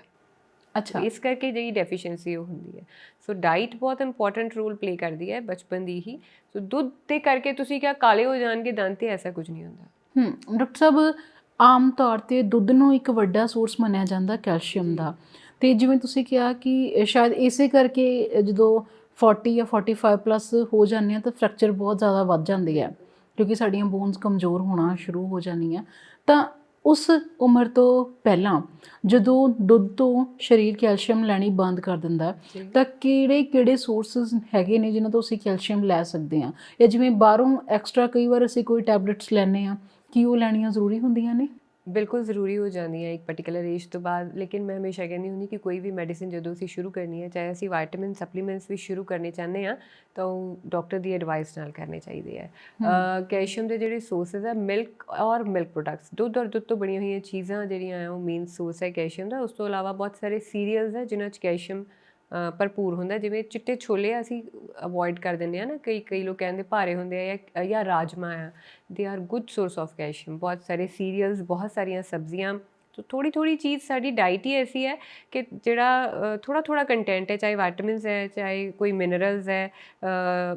ਤੁਸੀਂ ਕੈਲਸ਼ੀਅਮ ਦੀ ਗੱਲ ਕੀਤੀ ਹੈ, ਅਸੀਂ ਫਾਈਬਰਸ ਦੀ ਗੱਲ ਕਰਦੇ ਹਾਂ, ਕਾਰਬੋਹਾਈਡਰੇਟਸ ਹੈ ਜਾਂ ਫੈਟ, ਇਹ ਸਾਡੀ ਡਾਈਟ 'ਚ ਓਵਰਆਲ ਥੋੜ੍ਹਾ ਕੰਟੈਂਟ ਜਾਂ ਜ਼ਿਆਦਾ ਕੰਟੈਂਟ ਸਾਡੀ ਖੁਰਾਕ 'ਚੋਂ ਹੁੰਦਾ ਹੀ ਹੈ। ਜੀ ਅਸੀਂ ਜਦੋਂ ਮਤਲਬ ਜਨਰਲੀ ਕਹਿ ਦਿੰਦੇ ਆ ਨਾ ਮੌਸਮੀ ਫਲ ਔਰ ਸਬਜ਼ੀਆਂ, ਇਹਦਾ ਮਤਲਬ ਹੈ ਕਿ ਮੌਸਮੀ ਫਲ ਔਰ ਸਬਜ਼ੀਆਂ ਬਹੁਤ ਕੁਝ ਕਵਰ ਕਰ ਜਾਂਦੀਆਂ। ਅਸੀਂ ਕਹਿੰਦੇ ਸੀਰੀਅਲਸ, ਮੋਟੇ ਅਨਾਜ, ਸਾਬਤ ਦਾਲਾਂ, ਇਹ ਸਭ ਚੀਜ਼ਾਂ ਬਹੁਤ ਕੁਝ ਕਵਰ ਕਰਦੀਆਂ। ਸੋ ਬਹੁਤ ਘੱਟ ਲੋਕਾਂ ਨੂੰ, ਜਾਂ ਅਸੀਂ ਕਦੇ ਨਹੀਂ ਸੋਚਦੇ ਕਿ ਕੈਲਸ਼ੀਅਮ, ਅਸੀਂ ਇੱਕ ਪੱਖੋਂ ਚੀਜ਼ ਦੇਖ ਰਹੇ ਹਾਂ ਆਲੂ 'ਚ ਜੀ ਕਾਰਬੋਹਾਈਡਰੇਟ, ਆਲੂ ਖਾਣਾ ਬੰਦਾ ਮੋਟਾ ਹੁੰਦਾ, ਐਸਾ ਕੁਝ ਨਹੀਂ ਹੁੰਦਾ। ਆਲੂ ਖਾ ਕੇ ਬੰਦਾ ਮੋਟਾ ਨਹੀਂ ਹੁੰਦਾ, ਕਦੇ ਨਹੀਂ ਹੁੰਦਾ। ਸੋ ਆਲੂ ਜਿਹੜਾ ਉਹ ਕਾਰਬੋਹਾਈਡਰੇਟ ਦਾ ਮੇਨ ਸੋਰਸ ਹੈ। ਮੋਟੇ ਅਸੀਂ ਉਦੋਂ ਹੋ ਜਾਂਦੇ ਹਾਂ ਜਦੋਂ ਅਸੀਂ ਐਕਸੈਸਿਵ ਫੈਟ ਖਾ ਰਹੇ ਔਰ ਗਲਤ ਤਰੀਕੇ ਦਾ ਫੈਟ ਖਾ ਰਹੇ। ਤੁਸੀਂ ਚਿਪਸ ਔਰ ਬਰਗਰਸ ਔਰ ਪਿੱਜ਼ਾ, ਇਹਨਾਂ ਦੀ ਇਨਟੇਕ ਬਹੁਤ ਹੈ, ਬਿਸਕਿਟਸ ਬਹੁਤ ਹੈ, ਬੇਕਰੀ ਦੇ ਜਿਹੜੇ ਬਿਸਕਿਟ ਹੋ ਗਏ ਉਹ ਬਹੁਤ ਖਾ ਰਹੇ। ਜਦੋਂ ਅਸੀਂ ਆਪਣੇ ਸੀਜ਼ਨਲ ਫਲ ਔਰ ਸਬਜ਼ੀਆਂ ਦੀ ਇਨਟੇਕ ਜ਼ਿਆਦਾ ਹੈ, ਤੁਸੀਂ ਦੁੱਧ ਤੋਂ ਬਣੀਆਂ ਚੀਜ਼ਾਂ ਜ਼ਿਆਦਾ ਲੈ ਰਹੇ ਹੋ, ਅਤੇ ਉਹ ਬੈਨੀਫੀਸ਼ੀਅਲ ਹੁੰਦੀਆਂ। ਸੋ ਔਰ ਤੁਸੀਂ ਕਿਹਾ ਕਿ ਇੱਕ ਏਜ ਤੋਂ ਬਾਅਦ ਕੈਲਸ਼ੀਅਮ ਸਪਲੀਮੈਂਟਸ ਦੀ ਜ਼ਰੂਰਤ ਹੁੰਦੀ ਹੈ, ਬਿਲਕੁਲ ਬਾਡੀ ਨੂੰ ਜ਼ਰੂਰਤ ਹੁੰਦੀ ਹੈ। ਇਸੇ ਕਰਕੇ ਉਹ ਸੈਸ਼ੇ ਜਿਹੜੇ ਹੁੰਦੇ ਆ ਉਹ ਡਾਕਟਰਸ ਰਿਕਮੈਂਡ ਕਰਦੇ ਆ ਕਿ ਮਹੀਨੇ 'ਚ ਇੱਕ ਵਾਰੀ ਲੈਣਾ, ਜਾਂ ਇਹ ਹਰ ਹਫ਼ਤੇ, ਪਹਿਲਾਂ ਸ਼ੁਰੂ 'ਚ ਕਿਹਾ ਜਾਂਦਾ ਹੈ, ਜਿਸ ਤਰ੍ਹਾਂ ਵੀ ਰਿਕਮੈਂਡ ਕੀਤਾ ਜਾਂਦਾ ਹੈ। ਕਿਉਂਕਿ ਮੈਂ ਦੱਸਿਆ ਕਿ ਇੱਕ ਏਜ ਤੋਂ ਬਾਅਦ ਬਾਡੀ ਜੋ ਅਸੀਂ ਖਾਇਆ ਉਹਦੇ 'ਚੋਂ ਕੈਲਸ਼ੀਅਮ ਐਬਜ਼ੌਰਬ ਕਰਨਾ, ਖਾਸ ਕਰਕੇ ਦੁੱਧ ਪੀਣ ਵਾਲੇ ਜਿਹੜੇ ਬੰਦੇ ਆ ਉਹਦੇ 'ਚੋਂ ਬੰਦ ਕਰ ਦਿੰਦੀ ਹੈ ਸਪੈਸ਼ਲੀ। ਸੋ ਬਾਡੀ ਨੂੰ ਜਿਹੜਾ ਕੈਲਸ਼ੀਅਮ ਉਹ ਸਾਡੀਆਂ ਹੱਡੀਆਂ ਤੋਂ ਲੈਣਾ ਸ਼ੁਰੂ ਕਰਦੀ ਹੈ। ਇਸੇ ਕਰਕੇ ਅਸੀਂ ਕੈਲਸ਼ੀਅਮ ਡੈਫੀਸ਼ੀਐਂਟ ਹੁੰਦੇ ਆ। ਇਸੇ ਕਰਕੇ ਡਾਕਟਰਸ ਜਿਹੜੇ ਆ ਉਹ ਪ੍ਰਸਕ੍ਰਾਈਬ ਕਰਦੇ ਆ ਕਿ ਤੁਸੀਂ ਕੈਲਸ਼ੀਅਮ ਦੇ ਜਿਹੜੇ ਸੈਸ਼ੇ, ਕੈਲਸ਼ੀਅਮ ਖਾਓ ਔਰ ਵਿਟਾਮਿਨ ਡੀ ਦੇ ਸੈਸ਼ੇ ਲਓ। ਔਰ ਇੱਕ ਬੜੀ ਸਿੰਪਲ ਜਿਹੀ ਗੱਲ ਹੈ ਕਿ ਕੈਲਸ਼ੀਅਮ ਦੀ ਐਬਜ਼ੌਰਪਸ਼ਨ ਲਈ ਵਿਟਾਮਿਨ ਡੀ ਦਾ ਹੋਣਾ ਬਹੁਤ ਜ਼ਰੂਰੀ ਹੈ। ਸੋ ਬਚਪਨ 'ਚ ਇਹ ਕਿ ਅਸੀਂ ਜੋ ਵੀ ਖਾਂਦੇ ਪੀਂਦੇ ਹਾਂ, ਦੁੱਧ, ਦਹੀਂ ਜਾਂ ਦੁੱਧ ਤੋਂ ਬਣੀਆਂ ਹੋਈਆਂ ਚੀਜ਼ਾਂ, ਪਨੀਰ ਹੈ, ਕੁਛ ਵੀ, ਬੰਦੇ ਦਾ ਜਾਂ ਬੱਚੇ ਦਾ ਧੁੱਪ 'ਚ ਨਿਕਲਣਾ ਵੀ ਥੋੜ੍ਹੀ ਦੇਰ ਬਹੁਤ ਜ਼ਰੂਰੀ ਹੈ।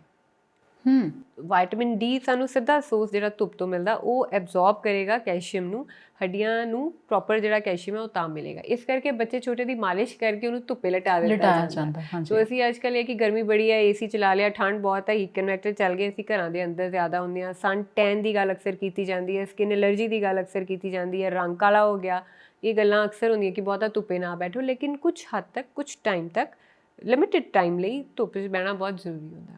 ਡਾਕਟਰ ਸਾਹਿਬ, ਤੁਸੀਂ ਧੁੱਪ ਦੀ ਗੱਲ ਕੀਤੀ, ਇਹ ਵੀ ਕਿਹਾ ਜਾਂਦਾ ਹੈ ਕਿ ਜਿਹੜੀ ਵਿਟਾਮਿਨ ਡੀ ਸਾਡੇ ਸਰੀਰ ਨੂੰ ਚਾਹੀਦੀ ਹੈ ਉਹ ਸਿਰਫ ਸਵੇਰੇ 11 ਵਜੇ ਤੱਕ ਦੀ ਧੁੱਪ ਦੇ ਵਿੱਚ ਹੀ ਹੁੰਦੀ ਹੈ। ਇਹ ਕਿੰਨਾ ਕੁ ਸਹੀ ਹੈ? ਉਹ ਇਸ ਕਰਕੇ ਕਿਉਂਕਿ ਧੁੱਪ ਉਦੋਂ ਬਹੁਤ, ਸੂਰਜ ਦੀਆਂ ਕਿਰਨਾਂ ਜਿਹੜੀਆਂ ਬਹੁਤ ਹਾਰਸ਼ ਨਹੀਂ ਹੁੰਦੀਆਂ ਨਾ, ਉਹ ਜਿਹੜੀਆਂ ਯੂਵੀ ਰੇਜ਼ ਆ ਬਹੁਤ ਡੋਮੀਨੇਟ ਨਹੀਂ ਕਰ ਰਹੀਆਂ ਹੁੰਦੀਆਂ, ਜਿਨ੍ਹਾਂ ਨੂੰ ਅਸੀਂ ਹਾਰਮਫੁਲ ਸਮਝਦੇ ਹਾਂ ਆਪਣੀ ਸਕਿਨ ਲਈ। ਤੁਸੀਂ ਅਕਸਰ ਸੁਣਿਆ ਹੋਣਾ ਕਿ ਵੱਡੇ ਕਹਿੰਦੇ ਸੀ ਚੜ੍ਹਦਾ ਸੂਰਜ ਜਿਹੜਾ ਹੈ ਨਾ, ਉਹਨੂੰ ਸੂਰਜ ਨੂੰ ਜਲ ਦੇਣਾ, ਜਾਂ ਚੜ੍ਹਦਾ ਬਿਲਕੁਲ ਸੂਰਜ ਹੈ ਉਸ ਦੀ ਰੋਸ਼ਨੀ ਵੱਲ ਥੋੜ੍ਹੀ ਦੇਰ ਦੇਖਣਾ ਚਾਹੀਦਾ, ਕਿਉਂਕਿ ਉਹ ਰੇਜ਼ ਜਿਹੜੀਆਂ, ਉਹ ਜਿਹੜੀ ਕਿਰਨਾਂ ਆ ਰੋਸ਼ਨੀ ਦੀਆਂ, ਉਹ ਸਾਡੇ ਲਈ ਉਸ ਟਾਈਮ 'ਤੇ ਉਹ ਫਾਇਦੇਮੰਦ ਹੁੰਦੀਆਂ। ਜਿਵੇਂ ਜਿਵੇਂ ਧੁੱਪ ਤੇਜ਼ ਹੋਈ ਜਾਂਦੀ ਹੈ, ਉਹ ਹਾਰਸ਼ ਹੋਈ ਜਾਂਦੀਆਂ ਸਾਡੇ ਲਈ ਕਿਰਨਾਂ। ਇਸ ਕਰਕੇ ਧੁੱਪ 'ਚ ਇਹ ਗੱਲ ਠੀਕ ਹੈ ਜੇ ਕਿਹਾ ਜਾਂਦਾ ਹੈ ਕਿ 11 ਵਜੇ ਤੱਕ ਵਾਲੀ ਧੁੱਪ ਬਹੁਤ ਹਾਰਸ਼ ਨਹੀਂ ਹੁੰਦੀ, ਬਹੁਤੀ ਤਿੱਖੀ ਨਹੀਂ ਹੁੰਦੀ, ਬਹੁਤ ਨੁਕਸਾਨਦਾਇਕ ਕਿਰਨਾਂ ਨਹੀਂ ਹੁੰਦੀਆਂ। ਇਸ ਕਰਕੇ ਸਵੇਰੇ ਸੋ ਇਹ ਜਿਹੜੀਆਂ ਪੁਰਾਣੀਆਂ ਚੀਜ਼ਾਂ ਬਹੁਤ ਸਾਰੀਆਂ, ਅਸੀਂ ਜਿਉਂ ਵਡੇ ਹੁੰਦੇ ਹਾਂ ਸਮਝ ਆਉਂਦੀ ਹੈ ਕਿ ਬਹੁਤ ਸਾਰੀਆਂ ਚੀਜ਼ਾਂ ਜਿਹੜੀਆਂ ਪੁਰਾਣੀਆਂ ਫੋਲੋ ਕੀਤੀਆਂ ਧਾਰਨਾਵਾਂ ਬਣੀਆਂ, ਉਹਨਾਂ ਦੇ ਪਿੱਛੇ ਵੀ ਸਾਇੰਟੀਫਿਕ ਰੀਜ਼ਨ ਸੀਗੇ। ਜਿਵੇਂ ਆਮ ਤੌਰ 'ਤੇ ਨਾ ਕਹਿ ਦਿੰਦੇ ਕਿ ਘਰਾਂ ਦੇ ਵਿੱਚ ਤੁਲਸੀ ਜ਼ਰੂਰ ਹੋਣੀ ਚਾਹੀਦੀ ਹੈ ਨਾ, ਜਾਂ ਧਾਰਮਿਕ ਮਾਨਤਾ ਵੀ ਹੈ, ਇਹਦੀ ਪੂਜਾ ਵੀ ਕਾਫੀ ਲੋਕ ਕਰਦੇ ਨੇ। ਪਰ ਉਹਦਾ ਇੱਕ ਕਾਰਨ ਇਹ ਵੀ ਹੈ ਕਿ ਇੱਕ ਕੁਦਰਤੀ ਔਸ਼ਧੀ ਹੈ। ਬਿਲਕੁਲ, ਬਹੁਤ ਸਾਰੀਆਂ ਸਮੱਸਿਆਵਾਂ, ਜਿਵੇਂ ਸਰਦੀ ਦੇ ਵਿੱਚ ਤਾਂ ਖਾਸ ਕਰਕੇ ਖੰਘ ਜ਼ੁਕਾਮ ਦੇ ਵਿੱਚ ਵੀ ਤੁਸੀਂ ਚਾਚ ਬਣਾ ਕੇ ਪੀ ਲਓ, ਹੈ ਨਾ, ਤਾਂ ਉਵੇਂ ਬਿਲਕੁਲ ਕਿ ਸਿਆਣਿਆਂ ਦੀ ਹਰ ਗੱਲ ਦੇ ਪਿੱਛੇ ਕੋਈ ਨਾ ਕੋਈ ਰੀਜ਼ਨ ਹੁੰਦਾ, ਸੋਲਿਡ ਲੌਜਿਕ ਹੁੰਦਾ ਜੀ, ਉਹ ਜ਼ਰੂਰ ਰਹਿੰਦਾ। ਅੱਛਾ ਡਾਕਟਰ ਸਾਹਿਬ, ਜਦੋਂ ਬੱਚਾ ਛੋਟਾ ਹੈ ਜਾਂ ਜਦੋਂ ਅਸੀਂ ਵੱਡੇ ਵੀ ਹਾਂ, ਹੈ ਨਾ, ਤਾਂ ਮਾਰਕੀਟ ਦੇ ਵਿੱਚ ਬਹੁਤ ਸਾਰੇ ਟੂਥਬ੍ਰਸ਼ ਨੇ। ਕੋਈ ਕਹਿੰਦਾ ਕਿ ਇਹ ਵਾਲਾ ਜ਼ਿਆਦਾ ਵਧੀਆ, ਤੁਸੀਂ ਇਹ ਵਰਤੋ, ਜਾਂ ਕਿਵੇਂ ਦਾ ਟੂਥਬ੍ਰਸ਼ ਜਿਹੜਾ ਹੈ ਉਹ ਲੈਣਾ ਚਾਹੀਦਾ, ਅਤੇ ਦੰਦਾਂ ਦੀ ਸਫਾਈ ਦਾ ਇੱਕ ਸਹੀ ਢੰਗ ਜਿਹੜਾ ਹੈ ਉਹ ਹੈ ਕੀ ਹੈ? ਟੂਥਬ੍ਰਸ਼ ਹਮੇਸ਼ਾ ਸੌਫਟ ਹੋਣਾ ਚਾਹੀਦਾ ਹੈ। ਟੂਥਬ੍ਰਸ਼ ਦੀ ਸਿਰਫ ਇੱਕ ਕੁਆਲਿਟੀ ਦੇਖੋ, ਬ੍ਰਸ਼ ਕਦੇ ਵੀ ਹਾਰਡ ਜਾਂ ਮੀਡੀਅਮ ਵਾਲਾ ਵੀ ਨਾ ਯੂਜ਼ ਕਰੋ ਜੇ ਤੁਹਾਨੂੰ ਬਹੁਤ ਜ਼ੋਰ ਦੀ ਬ੍ਰਸ਼ ਕਰਨ ਦੀ ਆਦਤ ਹੈ। ਬ੍ਰਸ਼ ਹਮੇਸ਼ਾ ਸੌਫਟ ਹੋਣਾ ਚਾਹੀਦਾ, ਔਰ ਉਹ ਲੋਕ ਜਿਹੜੇ ਬਹੁਤ ਜ਼ੋਰ ਦੀ ਬ੍ਰਸ਼ ਕਰਦੇ ਉਹਨਾਂ ਨੂੰ ਅਲਟਰਾ ਸੌਫਟ ਬ੍ਰਸ਼ ਯੂਜ਼ ਕਰਨਾ ਚਾਹੀਦਾ। ਔਰ ਬ੍ਰਸ਼ ਨੂੰ ਯੂਜ਼ ਕਰਨ ਦਾ ਬਹੁਤ ਬੇਸਿਕ, ਬਹੁਤ ਸਿੰਪਲ ਤਰੀਕਾ ਜਿਹੜਾ ਸ਼ਾਇਦ ਸਾਰਿਆਂ ਨੂੰ ਸੌਖਾ ਸਮਝ ਆ ਜਾਂਦਾ, ਉਹ ਹੈ ਕਿ ਉਂਗਲੀ, ਜਿਸ ਮੈਂ ਆਪਣੀ ਫਿੰਗਰ ਦੇ ਨਾਲ ਤੁਹਾਨੂੰ ਦੱਸ ਦਿੰਦੀ ਕਿ ਬ੍ਰਸ਼ ਅਸੀਂ ਫੜਦੇ ਹਾਂ ਨਾ, ਜਿਹੜਾ ਉਹਦਾ ਹੈੱਡ ਬਹੁਤ ਵੱਡਾ ਨਾ ਲਵੋ।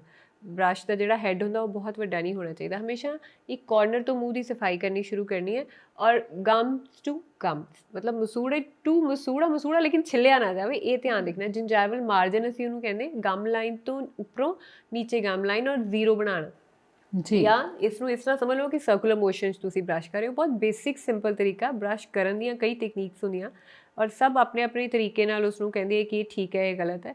ਤੇ ਲੇਕਿਨ ਬਹੁਤ ਬੇਸਿਕ ਜਿਹੜੀ ਚੀਜ਼ ਜਿਹੜੀ ਸਮਝਾਈ ਜਾ ਸਕਦੀ ਹੈ ਆਪਣੇ ਵਿਊਅਰਸ ਨੂੰ, ਇਹ ਕਿ ਪਿੱਛੋਂ ਦੀ ਬ੍ਰਸ਼ ਕਰੋ, ਗਮ ਟੂ ਗਮ ਤੁਹਾਡਾ ਬ੍ਰਸ਼ ਜਾਵੇ, ਸੌਫਟ ਬ੍ਰਸ਼ ਹੋਵੇ ਜਿਹੜਾ ਮਸੂੜੇ ਨੂੰ ਛਿੱਲੇ ਨਾ ਜਾਂ ਬ੍ਰਸ਼ ਦੰਦਾਂ ਦੇ ਉੱਤੇ ਰਗੜ ਨਾ ਪਾ ਦੇ। ਔਰ ਤੁਸੀਂ ਜ਼ੀਰੋ ਬਣਾਉਣੀ ਹੈ ਆਪਣੀ ਇਮੈਜੀਨੇਸ਼ਨ 'ਚ। ਤੁਸੀਂ ਆਪਾਂ ਇੱਦਾਂ ਇਮੈਜਿਨ ਕਰ ਸਕਦੇ ਵੀ ਮੈਂ ਇਹ 3 ਦੰਦ ਸਾਫ਼ ਕਰ ਰਹੀ ਹਾਂ ਆਪਣੇ ਪਿਛਲੇ, ਉੱਥੇ 5 ਜਾਂ 6 ਜਾਂ 7 ਰਾਊਂਡ ਤੁਸੀਂ ਸੌਫਟਲੀ ਦੇਣੇ। ਫਿਰ ਅਗਲੇ 3 ਮੈਂ ਇਸ ਤਰ੍ਹਾਂ ਸਾਫ਼ ਕਰ ਰਹੀ ਹਾਂ, ਫਿਰ ਅਗਲੇ 3 ਕਰਦੇ ਕਰਦੇ ਤੁਸੀਂ ਫਰੰਟ 'ਤੇ ਆ ਜਾਣਾ ਹੁੰਦਾ। ਫਿਰ ਇਸੇ ਤਰ੍ਹਾਂ ਇਸ ਨੂੰ ਸ਼ੁਰੂ ਕਰਨਾ, ਇਸ ਤਰ੍ਹਾਂ ਸਾਫ਼ ਸਰਕੂਲਰ ਮੋਸ਼ਨ ਦਿੰਦਿਆਂ ਅੱਗੇ ਆ ਜਾਣਾ। ਔਰ ਫਿਰ ਅਸੀਂ ਸਭ ਤੋਂ ਜਿਹੜੀ ਮੇਜਰ ਗਲਤੀ ਉਹ ਇਹ ਕਰਦੇ ਕਿ ਦੰਦਾਂ ਦਾ ਜਿਹੜਾ ਅੰਦਰ ਵਾਲਾ ਹਿੱਸਾ ਆ, ਜਿੱਥੇ ਜਿੱਥੇ ਆਪਣੀ ਜੀਭ ਜਾ ਕੇ ਰੈਸਟ ਕਰਦੀ ਆ, ਉਸ ਜਗ੍ਹਾ ਨੂੰ ਕੋਈ ਨਹੀਂ ਸਾਫ਼ ਕਰਦਾ। ਔਰ ਉਹਦੇ ਜ਼ਿਆਦਾਤਰ ਲੋਕ ਨਹੀਂ ਕਰਦੇ। ਉੱਥੇ ਸਾਡੇ ਗਲੈਂਡਸ ਹੁੰਦੇ ਆ ਸਲਾਈਵਰੀ ਛੋਟੇ ਛੋਟੇ, ਜਿਨ੍ਹਾਂ 'ਚ ਪਾਣੀ ਆਪਾਂ ਕਹਿੰਦੇ ਉੱਥੇ ਇਕੱਠਾ ਹੁੰਦਾ ਔਰ ਉਹ ਸਾਡੇ ਸਲਾਈਵਾ 'ਚ ਜਿੰਨਾ ਵੀ ਕੈਲਸ਼ੀਅਮ ਹੈ ਜਾਂ ਹਾਰਡ ਜਿਹੜੀ ਚੀਜ਼ ਹੈ ਉਹ ਅੰਦਰ ਜਾ ਕੇ ਡਿਪੋਜ਼ਿਟ। ਤਾਂ ਨੋਰਮਲੀ ਲੋਕ ਕਹਿੰਦੇ ਮੈਂ ਤਾਂ ਜੀ ਬਹੁਤ ਚੰਗੀ ਤਰ੍ਹਾਂ ਬ੍ਰਸ਼ ਕਰਦਾ, ਲੇਕਿਨ ਨਾ ਮੇਰੇ ਇੱਥੇ ਡਿਪੋਜ਼ਿਟ ਹੋ ਜਾਂਦਾ। ਸੋ ਉਹ ਜਿਹੜੀ ਬ੍ਰਸ਼ਿੰਗ ਟੈਕਨੀਕ ਆ ਉਹ ਤੁਹਾਡੇ ਸਾਰੇ ਜਿਹੜਾ ਸਰਫੇਸ ਦੰਦ ਦਾ ਤੁਹਾਨੂੰ ਆਪਣੇ ਮੂੰਹ 'ਚ ਫੀਲ ਹੋ ਰਿਹਾ ਜਾਂ ਨਜ਼ਰ ਆ ਰਿਹਾ ਸਾਹਮਣਿਓਂ ਅੰਦਰ ਵਾਲੇ ਪਾਸਿਓਂ। ਔਰ ਅਸੀਂ ਓਕਲੂਜਲ ਟੇਬਲ ਕਹਿੰਦੇ ਜਿੱਥੇ ਅਸੀਂ ਖਾਣਾ ਚਬਾਉਂਦੇ ਹਾਂ, ਜਿੱਥੇ ਨੋਰਮਲੀ ਕੈਵਿਟੀਜ਼ ਹੁੰਦੀਆਂ, ਸਾਹਮਣੇ ਵਾਲਾ ਹਿੱਸਾ ਜਦੋਂ ਆਪਾਂ ਇੱਦਾਂ ਆ ਕਰਕੇ ਮੂੰਹ ਖੋਲ੍ਹਦੇ ਹਾਂ ਤਾਂ ਜਿਹੜਾ ਹਿੱਸਾ ਨਜ਼ਰ ਆਉਂਦਾ ਉਸ ਹਿੱਸੇ ਨੂੰ ਸਾਫ਼ ਕਰਨਾ ਬੜਾ ਜ਼ਰੂਰੀ ਹੈ। ਉਹਦੇ ਉੱਤੇ ਐਸੇ ਕਰਵਸ ਬਣੇ ਹੁੰਦੇ ਕਿ ਕਰਵਸ ਦੇ ਵਿੱਚ ਖਾਣਾ ਫਸ ਜਾਣਾ, ਆਪਣੇ ਆਪ ਜੇ ਉਹ ਨਾ ਨਿਕਲੇ ਤਾਂ ਉੱਥੇ ਸਭ ਤੋਂ ਪਹਿਲਾਂ ਇਹ ਵਾਲੇ ਏਰੀਆਜ਼ ਹੁੰਦੇ ਜਿਸ 'ਤੇ ਕੀੜਾ ਲੱਗਦਾ। ਸੋ ਬ੍ਰਸ਼ਿੰਗ ਦਾ ਬੈਸਟ ਤਰੀਕਾ ਇਹ ਹੈ ਕਿ ਸਰਕੂਲਰ ਮੋਸ਼ਨ 'ਚ ਬ੍ਰਸ਼ ਕਰੋ, ਇੱਕ ਕਾਰਨਰ ਤੋਂ ਸ਼ੁਰੂ ਕਰਕੇ ਦੂਸਰੇ ਕਾਰਨਰ 'ਚ ਜਾਓ। ਹਰ 3 ਦੰਦ ਇਮੈਜਿਨ ਕਰੋ, ਉਹਨਾਂ ਨੂੰ ਇੱਕ ਇੱਕ ਮਤਲਬ 5 ਜਾਂ 6 ਰਾਊਂਡਸ ਦੇਣੇ ਆ। ਸਲੋ ਬ੍ਰਸ਼ ਕਰਨਾ ਹੈ, ਹਲਕੇ ਹੱਥ ਨਾਲ ਬ੍ਰਸ਼ ਕਰਨਾ ਹੈ, ਸੌਫਟ ਬ੍ਰਸ਼ ਯੂਜ਼ ਕਰਨਾ। ਔਰ ਤੁਸੀਂ ਟੁੱਥਪੇਸਟ ਦੀ ਜਦੋਂ ਅਸੀਂ ਗੱਲ ਕਰਦੇ ਹਾਂ ਉਹ ਤੋਂ ਰੈਂਡਮ ਹੁੰਦਾ, ਕਦੇ ਵੀ ਕੋਈ ਵੀ ਯੂਜ਼ ਕੀਤੀ ਜਾ ਸਕਦੀ। ਉੱਪਰ ਵਾਲੇ ਦੰਦ ਜਿਹੜੇ ਅੰਦਰ ਵਾਲੇ ਸਰਫੇਸ ਤੋਂ ਸਾਫ਼ ਹੋਣੇ ਉਹ ਹਮੇਸ਼ਾ ਅਸੀਂ ਛੱਡ ਦਿੰਦੇ, ਅੰਦਰ ਵਾਲਾ ਸਰਫੇਸ, ਸੋ ਉਸ ਨੂੰ ਵੀ ਨਹੀਂ ਛੱਡਣਾ ਚਾਹੀਦਾ। ਜੀ ਡਾਕਟਰ ਸਾਹਿਬ, ਟੂਥਪੇਸਟ ਜਦੋਂ ਅਸੀਂ ਕੋਈ ਵੀ ਵਰਤਦੇ ਹਾਂ ਤਾਂ ਉਹਨੂੰ ਕਿੰਨਾ ਕੁ ਕਿ ਉਹਦੀ ਕੁਆਂਟੀਟੀ ਕਿੰਨੀ ਕੁ ਹੋਣੀ ਚਾਹੀਦੀ ਹੈ? ਛੋਟੇ ਬੱਚਿਆਂ ਲਈ ਅਸੀਂ ਹਮੇਸ਼ਾ ਕਹਿੰਦੇ, ਜੇ ਵੈਸੇ ਤਾਂ ਅੱਜ ਕੱਲ੍ਹ ਫॉर ਕਿਡਸ ਪੇਸਟ ਦੇ ਉੱਤੇ ਵੱਖਰੇ ਆ ਲਿਖਿਆ ਰਹੇ ਨੇ, ਹੁੰਦਾ, ਅਲੱਗ ਆ ਗਏ। ਔਰ ਕੋਸ਼ਿਸ਼ ਵੀ ਇਹ ਕਰੋ ਕਿ ਛੋਟੇ ਬੱਚਿਆਂ ਲਈ ਉਹੀ ਟੂਥਪੇਸਟ ਯੂਜ਼ ਕਰੋ ਜਿਹੜੇ ਲਿਖੇ ਹੁੰਦੇ ਆ ਫॉर ਕਿਡਸ। 11 ਸਾਲ ਤੋਂ ਘੱਟ ਉਮਰ ਦੇ ਬੱਚਿਆਂ ਨੂੰ ਅਸੀਂ ਇਹ ਰਿਕਮੈਂਡ ਕਰਦੇ, ਜਿਹੜੇ ਮਾਂ-ਬਾਪ ਆ ਕੇ ਪੁੱਛਦੇ ਆ ਕਿ ਜਿਹੜੇ ਵੱਡਿਆਂ ਵਾਲੇ ਪੇਸਟ ਆ ਉਹ ਨਾ ਯੂਜ਼ ਕਰੋ। ਔਰ ਬੱਚੇ ਲਈ ਪੇਸਟ ਜਿਹੜਾ ਹੈ ਉਹ ਮਟਰ ਦੇ ਦਾਣੇ ਜਿੰਨਾ ਉਹਦੀ ਬ੍ਰਸ਼ 'ਤੇ ਲੱਗਣਾ ਚਾਹੀਦਾ, ਉਹ ਸਫੀਸ਼ੀਐਂਟ ਹੁੰਦਾ, ਉਹਦੇ ਨਾਲ ਉਹ ਆਪਣੇ ਦੰਦ ਸਾਫ਼ ਕਰਦਾ। ਜੀ ਡਾਕਟਰ ਸਾਹਿਬ, ਜਦੋਂ ਅਸੀਂ ਪਹਿਲਾਂ ਗੱਲ ਕਰ ਰਹੇ ਸੀ ਤਾਂ ਤੁਸੀਂ ਇੱਕ ਗੱਲ ਕਹੀ ਸੀ ਅਤੇ ਆਮ ਵੀ ਸਾਡੇ ਪਰਿਵਾਰਾਂ ਦੇ ਵਿੱਚ ਇਹ ਗੱਲ ਕਹਿ ਹੀ ਦਿੰਦੇ ਆ ਕਿ ਵੀ ਹਲੇ ਤੇਰੀ ਅਕਲ ਜਾੜ ਨਹੀਂ ਆਈ, ਇੰਨਾ ਵੱਡਾ ਹੋ ਗਿਆ ਤੇਰੀ ਅਕਲ ਜਾੜ ਨਹੀਂ ਆਈ। ਤੁਸੀਂ ਵੀ ਇਹ ਗੱਲ ਕਹੀ ਸੀ ਕਿ ਅਕਲ ਜਾੜ ਲੇਟ ਆਉਂਦੀ ਹੈ। ਅਕਲ ਜਾੜ ਅਸਲ ਦੇ ਵਿੱਚ ਹੈ ਕੀ ਹੈ? ਅਕਲ ਜਾੜ ਸਾਡਾ 3rd ਮੋਲਰ ਹੈ। 3 ਜਾੜਾਂ ਜਿਹੜੀਆਂ ਸਾਡੇ ਮੂੰਹ 'ਚ ਆਉਂਦੀਆਂ ਹੁੰਦੀਆਂ, ਫਸਟ ਮੋਲਰ, ਪਹਿਲੀ ਦਾੜ, ਦੂਸਰੀ ਔਰ ਤੀਸਰੀ। ਤੀਸਰੀ ਜਿਹੜੀ ਆ ਉਹ ਲਾਸਟ ਆਉਂਦੀ ਹੈ ਬਿਲਕੁਲ। ਉਹਦੀ ਲੋਕੇਸ਼ਨ ਨਾ ਬੜੀ ਵਾਰੀ ਉਹਦੀ ਜਿਹੜਾ ਉਹ ਜਿੱਥੋਂ ਕੋਈ ਇਰਪਟ ਕਰਦੀ ਹੈ ਬੜੀ ਵਾਰੀ ਉਹ ਔਡ ਹੁੰਦੀ ਹੈ, ਉਹ ਟੇਢੀ ਆਏਗੀ, ਐਸੇ ਬਹੁਤ ਸਾਰੇ ਚਾਂਸਿਸ ਹੁੰਦੇ ਆ। ਐਕਚੁਅਲੀ ਉਹ ਦੰਦ ਜਿਹੜਾ ਪਹਿਲਾਂ ਕਦੇ ਬਹੁਤ ਯੂਜ਼ 'ਚ ਹੁੰਦਾ ਸੀ ਔਰ ਹੁਣ ਉਹਦਾ ਉਹਨਾਂ ਯੂਜ਼ ਨਹੀਂ ਹੈ। ਜਿਵੇਂ ਹੁਣ ਹਾਸੇ ਵਾਲੀ ਗੱਲ ਹੈ ਵੀ ਪਹਿਲਾਂ ਬੰਦੇ ਦੀ ਪੂੰਛ ਵੀ ਥੋੜ੍ਹੀ ਬਹੁਤ ਹੁੰਦੀ ਸੀ ਜਾਂ ਉਹ ਕੁੱਬਾ ਸੀ, ਜਿਹੋ ਜਿਹੀਆਂ ਫਿਜ਼ੀਓਲੋਜੀਕਲ ਚੇਂਜਿਸ ਆਈਆਂ ਨਾ, ਸਰੀਰਕ ਚੇਂਜਿਸ, ਹੁਣ ਸਾਨੂੰ ਪੂੰਛ ਦੀ ਲੋੜ ਨਹੀਂ ਹੈ। ਸੋ ਪਹਿਲਾਂ ਚੁਪਾਏ ਸੀ ਅਸੀਂ, ਸਾਡੇ ਜਿਹੜੇ ਐਨਸੈਸਟਰ ਅਸੀਂ ਇਹ ਮੰਨਦੇ ਆ ਵੀ ਚਾਰੋਂ ਹੱਥ ਪੈਰ ਦੋਵੇਂ ਇੱਦਾਂ, ਤੇ ਹੁਣ ਅਸੀਂ ਸਿੱਧੇ ਹੋ ਗਏ ਹਾਂ ਤੇ ਹੁਣ ਇਹ ਹੱਥ ਹੋਰ ਤਰ੍ਹਾਂ ਯੂਜ਼ ਹੁੰਦੇ। ਇਹ ਹੱਥ ਹੋ ਗਏ, ਅਪਰ ਲਿੰਬਸ ਹੋ ਗਏ, ਇਹ ਲੋਅਰ ਲਿੰਬਸ ਤੁਰਨ ਦਾ ਕੰਮ ਕਰਦੇ ਆ। ਤਾਂ ਇਸੇ ਤਰ੍ਹਾਂ ਜਿਹੜਾ ਵਿਜ਼ਡਮ ਟੂਥ ਹੈ, ਪਹਿਲਾਂ ਕਿਤੇ ਉਹਦੀ ਜ਼ਰੂਰਤ ਸੀ ਜਾਂ ਮੂੰਹ ਵੱਡੇ ਹੁੰਦੇ ਸੀ, ਉਹ ਰਪਟ ਹੁੰਦਾ ਸੀ। ਹੁਣ ਸਾਡੇ ਮੂੰਹ ਛੋਟੇ ਹੋ ਗਏ ਆ, ਆਹ ਜਿਹੜਾ ਜੌ ਆ ਇਹ ਛੋਟਾ ਹੁੰਦਾ, ਤਾਂ ਉਹਨੂੰ ਰਪਟ ਕਰਨ ਦੀ ਜਦੋਂ ਨਿਕਲਣ ਦੀ ਪ੍ਰੋਪਰ ਜਗ੍ਹਾ ਨਹੀਂ ਮਿਲਦੀ ਤਾਂ ਉਹ ਟੇਢੀ ਵੀ ਆਉਂਦੀ ਹੈ, ਕਦੇ ਕਦੇ ਉਹ ਨਹੀਂ ਵੀ ਰਪਸ਼ਨ ਉਹਦੀ ਹੁੰਦੀ ਹੈ।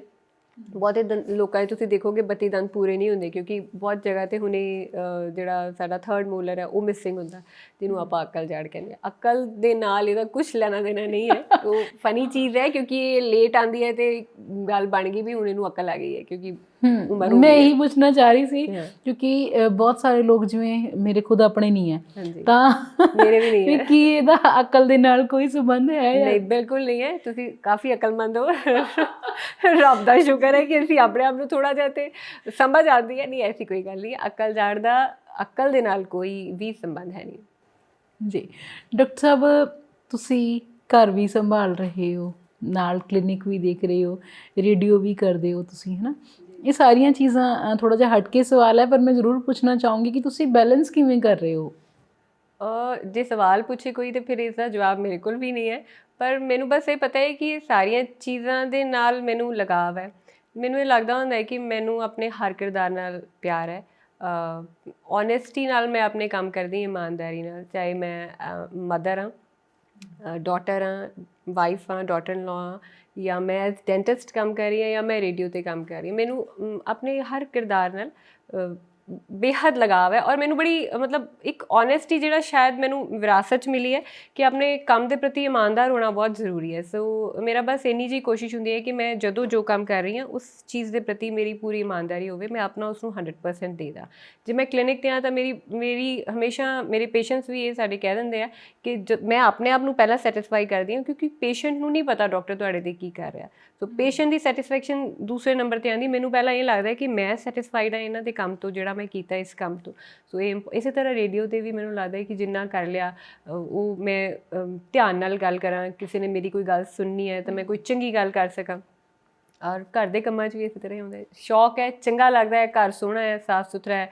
ਕਿਸੇ ਨੂੰ ਮੈਂ ਹੱਸਦੀ ਹੁੰਦੀ, ਕਿਸੇ ਨੂੰ ਚੰਗਾ ਲੱਗੇ ਨਾ ਲੱਗੇ, ਲੇਕਿਨ ਜਦੋਂ ਆਪ ਚੀਜ਼ਾਂ ਸੱਜੇ ਖੱਬੇ ਕੀਤੀਆਂ ਹੁੰਦੀਆਂ ਜਾਂ ਤੁਸੀਂ ਆਪਣੇ ਸ਼ੌਕ ਨਾਲ ਚੀਜ਼ਾਂ ਸਜਾਈਆਂ ਹੁੰਦੀਆਂ ਤੇ ਆਪਣਾ ਧਿਆਨ ਮੁੜ ਕੇ ਜਾਂਦਾ, ਆਪ ਨੂੰ ਚੰਗਾ ਲੱਗਦਾ। ਨਹੀਂ, ਤੁਸੀਂ ਬਹੁਤ ਵਧੀਆ ਬੈਲੈਂਸ ਕੀਤਾ ਹੋਇਆ, ਸਭ ਕੁਝ ਬਹੁਤ ਵਧੀਆ ਚੱਲ ਰਿਹਾ। ਡਾਕਟਰ ਸਾਹਿਬ, ਅਸੀਂ ਮੁੜ ਕੇ ਉਸੇ ਗੱਲ 'ਤੇ ਆਉਂਦੇ ਹਾਂ। ਆਮ ਤੌਰ 'ਤੇ ਹਾਲਾਂਕਿ ਸਾਰੇ ਨਹੀਂ, ਪਰ ਬਹੁਤ ਸਾਰੇ ਲੋਕਾਂ ਦੀ ਇਹ ਸਮੱਸਿਆ ਹੈ ਕਿ ਜਿਵੇਂ ਉਹ ਜਦੋਂ ਬੋਲਦੇ ਆ ਤਾਂ ਸਾਹਮਣੇ ਵਾਲੇ ਨੂੰ ਜਾਂ ਉਹਨਾਂ ਦੇ ਮੂੰਹ 'ਚੋਂ ਬਹੁਤ ਇੱਕ ਤਰ੍ਹਾਂ ਦੀ ਅਜੀਬ ਤਰ੍ਹਾਂ ਦੀ ਹਵਾ ਆਉਂਦੀ ਹੈ, ਜਿਹੜੀ ਬਿਲਕੁਲ ਵੀ ਕੰਫਰਟੇਬਲ ਨਹੀਂ ਹੁੰਦੀ ਉਸ ਬੰਦੇ ਲਈ, ਜਿਹੜਾ ਉਹਨਾਂ ਦੇ, ਜਾਂ ਉਹ ਖੁਦ ਵੀ ਪਰੇਸ਼ਾਨ ਨੇ ਇਸ ਚੀਜ਼ ਤੋਂ, ਪਰ ਜੋ ਸਾਹਮਣੇ ਉਹਨਾਂ ਦੇ ਨਾਲ ਗੱਲ ਕਰਦਾ ਉਹਨਾਂ ਨੂੰ ਵੀ ਬਹੁਤ ਵੱਡੀ ਦਿੱਕਤ ਹੈ, ਮੂੰਹ 'ਚੋਂ ਬਹੁਤ ਜ਼ਿਆਦਾ ਸਮੈਲ ਆਉਂਦੀ ਹੈ। ਕਿ ਇਹ ਵੀ ਦੰਦਾਂ ਦੇ ਨਾਲ ਜੁੜੀ ਹੋਈ ਕੋਈ ਸਮੱਸਿਆ ਹੈ? ਜ਼ਿਆਦਾਤਰ ਜਿਹੜਾ ਇਹਦਾ ਮੇਨ ਕਾਜ਼ ਹੈ ਉਹ ਸਾਡੇ ਦੰਦ ਹੀ ਹੁੰਦੇ।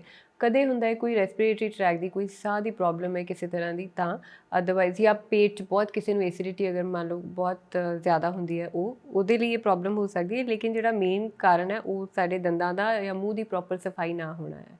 ਮੈਂ ਤੁਹਾਨੂੰ ਦੱਸਿਆ ਕਿ ਜਦੋਂ ਅਸੀਂ ਕਹਿ ਦਿੰਦੇ ਕਰੇੜਾ ਕਰਕੇ ਉਸਨੂੰ ਵਰਡ ਅਸੀਂ ਆਮ ਭਾਸ਼ਾ 'ਚ ਯੂਜ਼ ਕਰਦੇ ਹਾਂ, ਪਲਾਕ, ਉਹ ਨੋਰਮਲੀ ਅੰਦਰ ਵਾਲੇ ਏਰੀਆ 'ਚ ਇੱਥੇ ਡਿਪੋਜ਼ਿਟ ਹੁੰਦਾ, ਉੱਪਰ ਵਾਲੇ ਪਿਛਲੇ ਦੰਦਾਂ 'ਤੇ ਡਿਪੋਜ਼ਿਟ ਹੁੰਦਾ। ਸੋ ਜੇ ਅਸੀਂ ਕੇਅਰਫੁਲੀ ਜਿਸ ਤਰ੍ਹਾਂ ਆਪਣਾ ਚਿਹਰਾ ਦੇਖ ਰਹੇ ਹਾਂ, ਜੇ ਆਪਣੇ ਦੰਦਾਂ ਨੂੰ ਦੇਖ ਨਹੀਂ ਰਹੇ ਆ, ਬਹੁਤ ਕੇਅਰਫੁਲ ਹੋ ਕੇ ਸਫਾਈ ਨਹੀਂ ਕਰ ਰਹੇ, ਤਾਂ ਉਹ ਡਿਪੋਜ਼ਿਟਸ ਹੈ ਜਿਹੜੇ ਅਲਟੀਮੇਟਲੀ ਉਹ ਗਰੋਥ ਨੂੰ ਲੀਡ ਕਰਦੇ ਆ। ਦੰਦ ਵੀ ਕਹਿ ਲਓ ਖਰਾਬ ਕਰਦੇ ਆ, ਦੰਦਾਂ ਨੂੰ ਵੀ ਡਿਕੇ ਵੀ ਹੁੰਦਾ, ਔਰ ਉਹ ਜਿਹੜਾ ਬੈਕਟੀਰੀਆ ਹੈ ਉਹ ਸਮੈਲ ਵੀ ਮੂੰਹ 'ਚ ਸੜਾਨ ਪੈਦਾ ਕਰ ਦਿੰਦਾ, ਇਸੇ ਕਰਕੇ ਉਸਨੂੰ ਸੜਾਨ ਕਿਹਾ ਜਾਂਦਾ ਜੀ। ਅਤੇ ਇਹਦੇ ਲਈ ਨਾ ਬਹੁਤ ਸਾਰੇ ਮਾਊਥ ਫਰੈਸ਼ਨਰ ਵਰਤੇ ਜਾਂਦੇ ਆ, ਕਿ ਉਹ ਇੱਕ ਉਹਦਾ ਬਦਲ ਹੈ?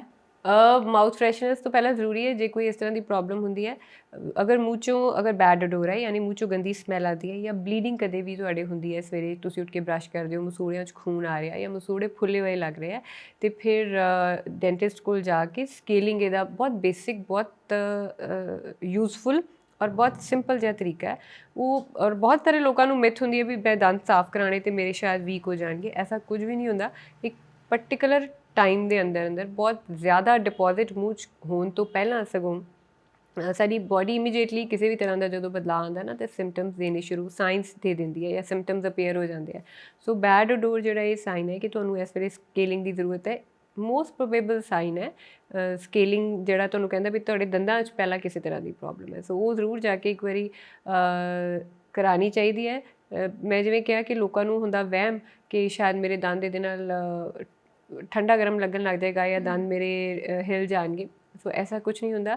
ਅਗਰ ਡੈਂਟਿਸਟ ਤੁਹਾਡਾ ਸਿਆਣਾ ਹੈ, ਕੇਅਰਫੁਲੀ ਦੇਖ ਕੇ ਸੋਚ ਸਮਝ ਕੇ ਤੁਹਾਨੂੰ ਸਕੇਲਿੰਗ ਦੀਆਂ ਸੈਟਿੰਗਸ ਦੇ ਰਿਹਾ ਹੈ, ਤਾਂ ਤੁਹਾਨੂੰ ਹੈਲਪ ਹੋਏਗੀ ਉਹਦੇ ਨਾਲ। ਡਾਕਟਰ ਸਾਹਿਬ, ਤੁਸੀਂ ਹੁਣੇ ਗੱਲ ਕੀਤੀ ਕਿ ਕਈ ਵਾਰ ਆਮ ਜਿਹਾ ਬੜਾ ਉਹ ਹੈ ਕਿ ਕਈ ਵਾਰ ਕਿਸੇ ਖਾਸ ਉਮਰ 'ਤੇ, ਜਾਂ ਅੱਜ ਕੱਲ੍ਹ ਤਾਂ ਛੋਟੇ ਬੱਚਿਆਂ ਨੂੰ ਵੀ ਬਹੁਤ ਸਾਰੀਆਂ ਜਿਹੜੀਆਂ ਨੇ ਦੰਦਾਂ ਦੀਆਂ ਸਮੱਸਿਆਵਾਂ ਹੋ ਰਹੀਆਂ ਨੇ, ਠੰਡਾ ਗਰਮ ਲੱਗਦਾ, ਕੁਝ ਵੀ ਖਾਧਾ ਹੋਇਆ, ਜਾਂ ਕਈ ਵਾਰ ਅਸੀਂ ਦੇਖਦੇ ਹਾਂ, ਇਹ ਦੋ ਵੱਖੋ ਵੱਖਰੇ ਸਵਾਲ ਨੇ, ਪਰ ਮੈਂ ਤੁਹਾਨੂੰ ਨਾਲ ਹੀ ਪੁੱਛ ਰਹੀ ਹਾਂ ਕਿ ਕਈ ਵਾਰ ਨਾ ਇਹ ਵੀ ਹੁੰਦਾ ਕਿ ਬੱਚੇ ਦੇ ਦੰਦ ਬਹੁਤ ਬਾਹਰ ਵਾਲੇ ਪਾਸੇ ਨੂੰ ਆ ਰਹੇ ਨੇ, ਉਹ ਜਿਹਨੂੰ ਅਸੀਂ ਕਹਿੰਦੇ ਹਾਂ ਕਿ ਵੀ ਇੱਥੋਂ ਕਾਫੀ ਉੱਚਾ ਹੈ, ਇਹਦਾ ਜੋ ਦੰਦਾਂ ਦਾ ਇਹ ਪੋਰਸ਼ਨ ਹੈ ਕਾਫੀ ਬਾਹਰ ਨੂੰ ਆ ਰਿਹਾ, ਤਾਂ ਉਸ ਨੂੰ ਬਹੁਤ ਸਾਰੇ ਢੰਗ ਅੱਜ ਕੱਲ੍ਹ ਆ ਗਏ ਨੇ, ਉਹਨੂੰ ਵਾਇਰ ਦੇ ਨਾਲ ਇੱਥੋਂ ਕੀਤਾ ਜਾਂਦਾ, ਉਹ ਕਿੰਨਾ ਕੁ ਇਫੈਕਟਿਵ ਹੈ?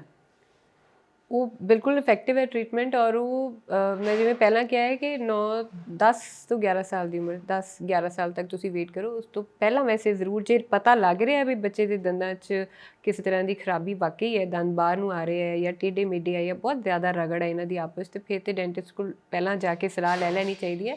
ਆਰਥੋ ਟ੍ਰੀਟਮੈਂਟ ਹੈ ਜਿਹੜਾ, ਇਹ ਟਾਈਮ ਸਿਰ ਸ਼ੁਰੂ ਕਰਾ ਲੈਣਾ ਚਾਹੀਦਾ। ਜਿਹੜੀ ਤਾਰਾਂ ਲੱਗਦੀ ਹੈ ਉਸਨੂੰ ਅਸੀਂ ਆਰਥੋ ਟ੍ਰੀਟਮੈਂਟ ਕਹਿੰਦੇ ਹਾਂ, ਔਰ ਇਹ ਬਹੁਤ ਇਫੈਕਟਿਵ ਹੈ, ਔਰ ਇਹ ਯੰਗ ਏਜ ਗਰੋਇੰਗ ਈਅਰਸ 'ਚ ਕਰਾਇਆ ਹੋਇਆ ਜ਼ਿਆਦਾ ਇਫੈਕਟਿਵ। ਕਈ ਲੋਕ ਬਹੁਤ ਲੇਟ ਜਾ ਕੇ ਟ੍ਰੀਟਮੈਂਟ ਕਰਾਉਂਦੇ ਆ, ਉਦੋਂ ਮਸਲਾ ਇਹ ਹੋ ਜਾਂਦਾ ਹੈ ਕਿ ਕਿਉਂਕਿ ਬੋਡੀ 'ਚ ਉਦੋਂ ਰੀਜਨਰੇਸ਼ਨ ਨਾ ਘੱਟ ਹੋ ਜਾਂਦੀ ਹੈ, ਬੋਡੀ 'ਚ ਨਵਾਂ ਕੁਝ ਬਣ ਘੱਟ ਰਿਹਾ ਹੈ, ਤਾਂ ਡੀਜਨਰੇਸ਼ਨ ਵਾਲੇ ਪਾਸੇ ਬੋਡੀ ਜ਼ਿਆਦਾ ਹੋ ਰਹੀ ਹੁੰਦੀ ਹੈ, ਜਾਂ ਜਿਹੜਾ ਗਰੋਥ ਹੈ ਜਾਂ ਰਿਪੇਅਰ ਹੈ ਬੋਡੀ ਦੀ ਉਹ ਸਲੋ ਹੋਈ ਹੁੰਦੀ ਹੈ ਜਿਹੜੀ ਯੰਗ ਈਅਰਸ ਹੈ।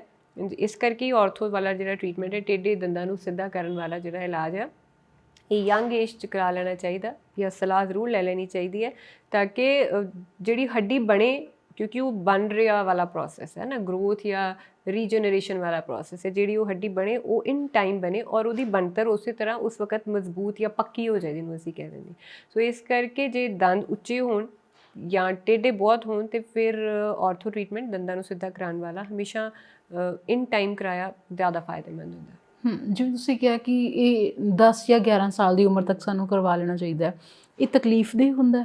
ਥੋੜ੍ਹਾ ਜਿਹਾ ਤਾਂ ਹੁੰਦਾ, ਕਿਉਂਕਿ ਜੇ ਜ਼ਰੂਰਤ ਪਏਗੀ ਤੇ ਤੁਹਾਡਾ ਡੈਂਟਿਸਟ ਜਿਹੜੇ ਉਹ ਦੰਦ ਕੱਢਣਗੇ ਵੀ, ਦੰਦਾਂ ਨੂੰ ਪਿੱਛੇ ਲੈ ਕੇ ਜਾਣਾ ਮਤਲਬ ਦੰਦ ਬਾਹਰ ਆਏ ਇਸ ਕਰਕੇ, ਕਿਉਂਕਿ ਦੰਦਾਂ ਨੂੰ ਪ੍ਰੋਪਰ ਇਰਪਸ਼ਨ ਨਹੀਂ ਦੀ ਜਗ੍ਹਾ ਨਹੀਂ ਮਿਲੀ, ਇਸੇ ਕਰਕੇ ਉਹ ਟੇਢੇ ਮੇਢੇ ਹੋਏ ਆ, ਉਹ ਬਾਹਰ ਆਏ। ਸੋ ਦੰਦਾਂ ਨੂੰ ਪਿੱਛੇ ਲੈ ਕੇ ਜਾਣਾ ਹੈ ਤਾਂ ਪਿੱਛੇ ਜਗ੍ਹਾ ਵੀ ਤਾਂ ਹੋਣੀ ਚਾਹੀਦੀ ਹੈ। ਜੇ ਲੋੜ ਹੋਵੇ ਡੈਂਟਿਸਟ ਤੁਹਾਡੇ ਦੰਦ ਕੱਢਦੇ ਵੀ ਹੈ ਬੱਚੇ ਦੇ, ਸੋ ਇਸ ਕਰਕੇ ਥੋੜ੍ਹੀ ਟਰਬਲ ਤਾਂ ਹੋਏਗੀ। ਔਰ ਫਿਰ ਜਿਹੜਾ ਬੈਂਡ ਲੱਗਦਾ ਹੈ, ਜਿਹੜੀ ਵਾਇਰ ਲੱਗਦੀ ਹੈ, ਉਹ ਹਲਕਾ ਹਲਕਾ ਪ੍ਰੈਸ਼ਰ ਪਾਉਂਦੀ ਹੈ ਦੰਦਾਂ ਦੇ ਉੱਤੇ, ਤਾਂ ਕਿ ਦੰਦ ਪਿੱਛੇ ਨੂੰ ਚਲੇ ਜਾਣ। ਸੋ ਥੋੜ੍ਹਾ ਡਿਸਕੰਫਰਟ ਹੁੰਦਾ, ਲੇਕਿਨ ਬੱਚੇ ਉਸਨੂੰ ਐਡਜਸਟ ਕਰ ਜਾਂਦੇ ਆ। ਡਾਕਟਰ ਸਾਹਿਬ, ਇੱਕ ਖਾਸ ਉਮਰ 'ਤੇ ਜਾ ਕੇ ਜਦੋਂ ਅਸੀਂ ਕੋਈ ਆਮ ਭਾਸ਼ਾ ਜਿਹਨੂੰ ਅਸੀਂ ਕਹਿੰਦੇ ਹਾਂ ਕਿ ਕੋਈ ਤਾਕਤ ਦੀਆਂ ਦਵਾਈਆਂ ਲੈਂਦੇ ਹਾਂ, ਕੋਈ ਮਲਟੀਵਿਟਾਮਿਨਸ ਲੈਂਦੇ ਹਾਂ, ਜਾਂ ਕਈ ਵਾਰ ਛੋਟੇ ਬੱਚਿਆਂ ਨੂੰ ਅਸੀਂ ਸ਼ੁਰੂ ਕਰਦੇ ਹਾਂ ਐਵੇਂ ਦੀਆਂ ਕੋਈ ਦਵਾਈਆਂ, ਤਾਂ ਕੀ ਉਹਨਾਂ ਦਵਾਈਆਂ ਦੇ ਨਾਲ ਵੀ ਦੰਦਾਂ ਦੇ ਉੱਤੇ, ਕਈ ਵਾਰ ਕਹਿੰਦੇ ਕਿ ਇਹਦੇ ਦੰਦਾਂ ਦੇ ਵਿੱਚ ਬੱਚੇ ਨੂੰ ਕੋਈ ਐਕਸਟਰਾ ਵਿਟਾਮਿਨਸ ਦੇ ਰਹੇ ਸੀ ਤਾਂ ਦੰਦਾਂ ਦੇ ਵਿੱਚ ਕਾਲਾਪਨ ਆ ਗਿਆ ਜਾਂ ਦੰਦ ਖਰਾਬ ਹੋ ਗਏ, ਉਹਦੇ ਨਾਲ ਕੀ ਐਵੇਂ ਹੁੰਦਾ? ਜਿਹੜਾ ਕਾਲਾਪਨ ਆਉਂਦਾ ਹੈ ਉਹ ਵਾਈਟਾਮਿਨਸ ਨਹੀਂ, ਐਕਚੁਅਲੀ ਉਹ ਜਦੋਂ ਬੱਚੇ ਨੂੰ ਆਇਰਨ ਦਿੱਤਾ ਜਾਂਦਾ ਹੈ ਨਾ,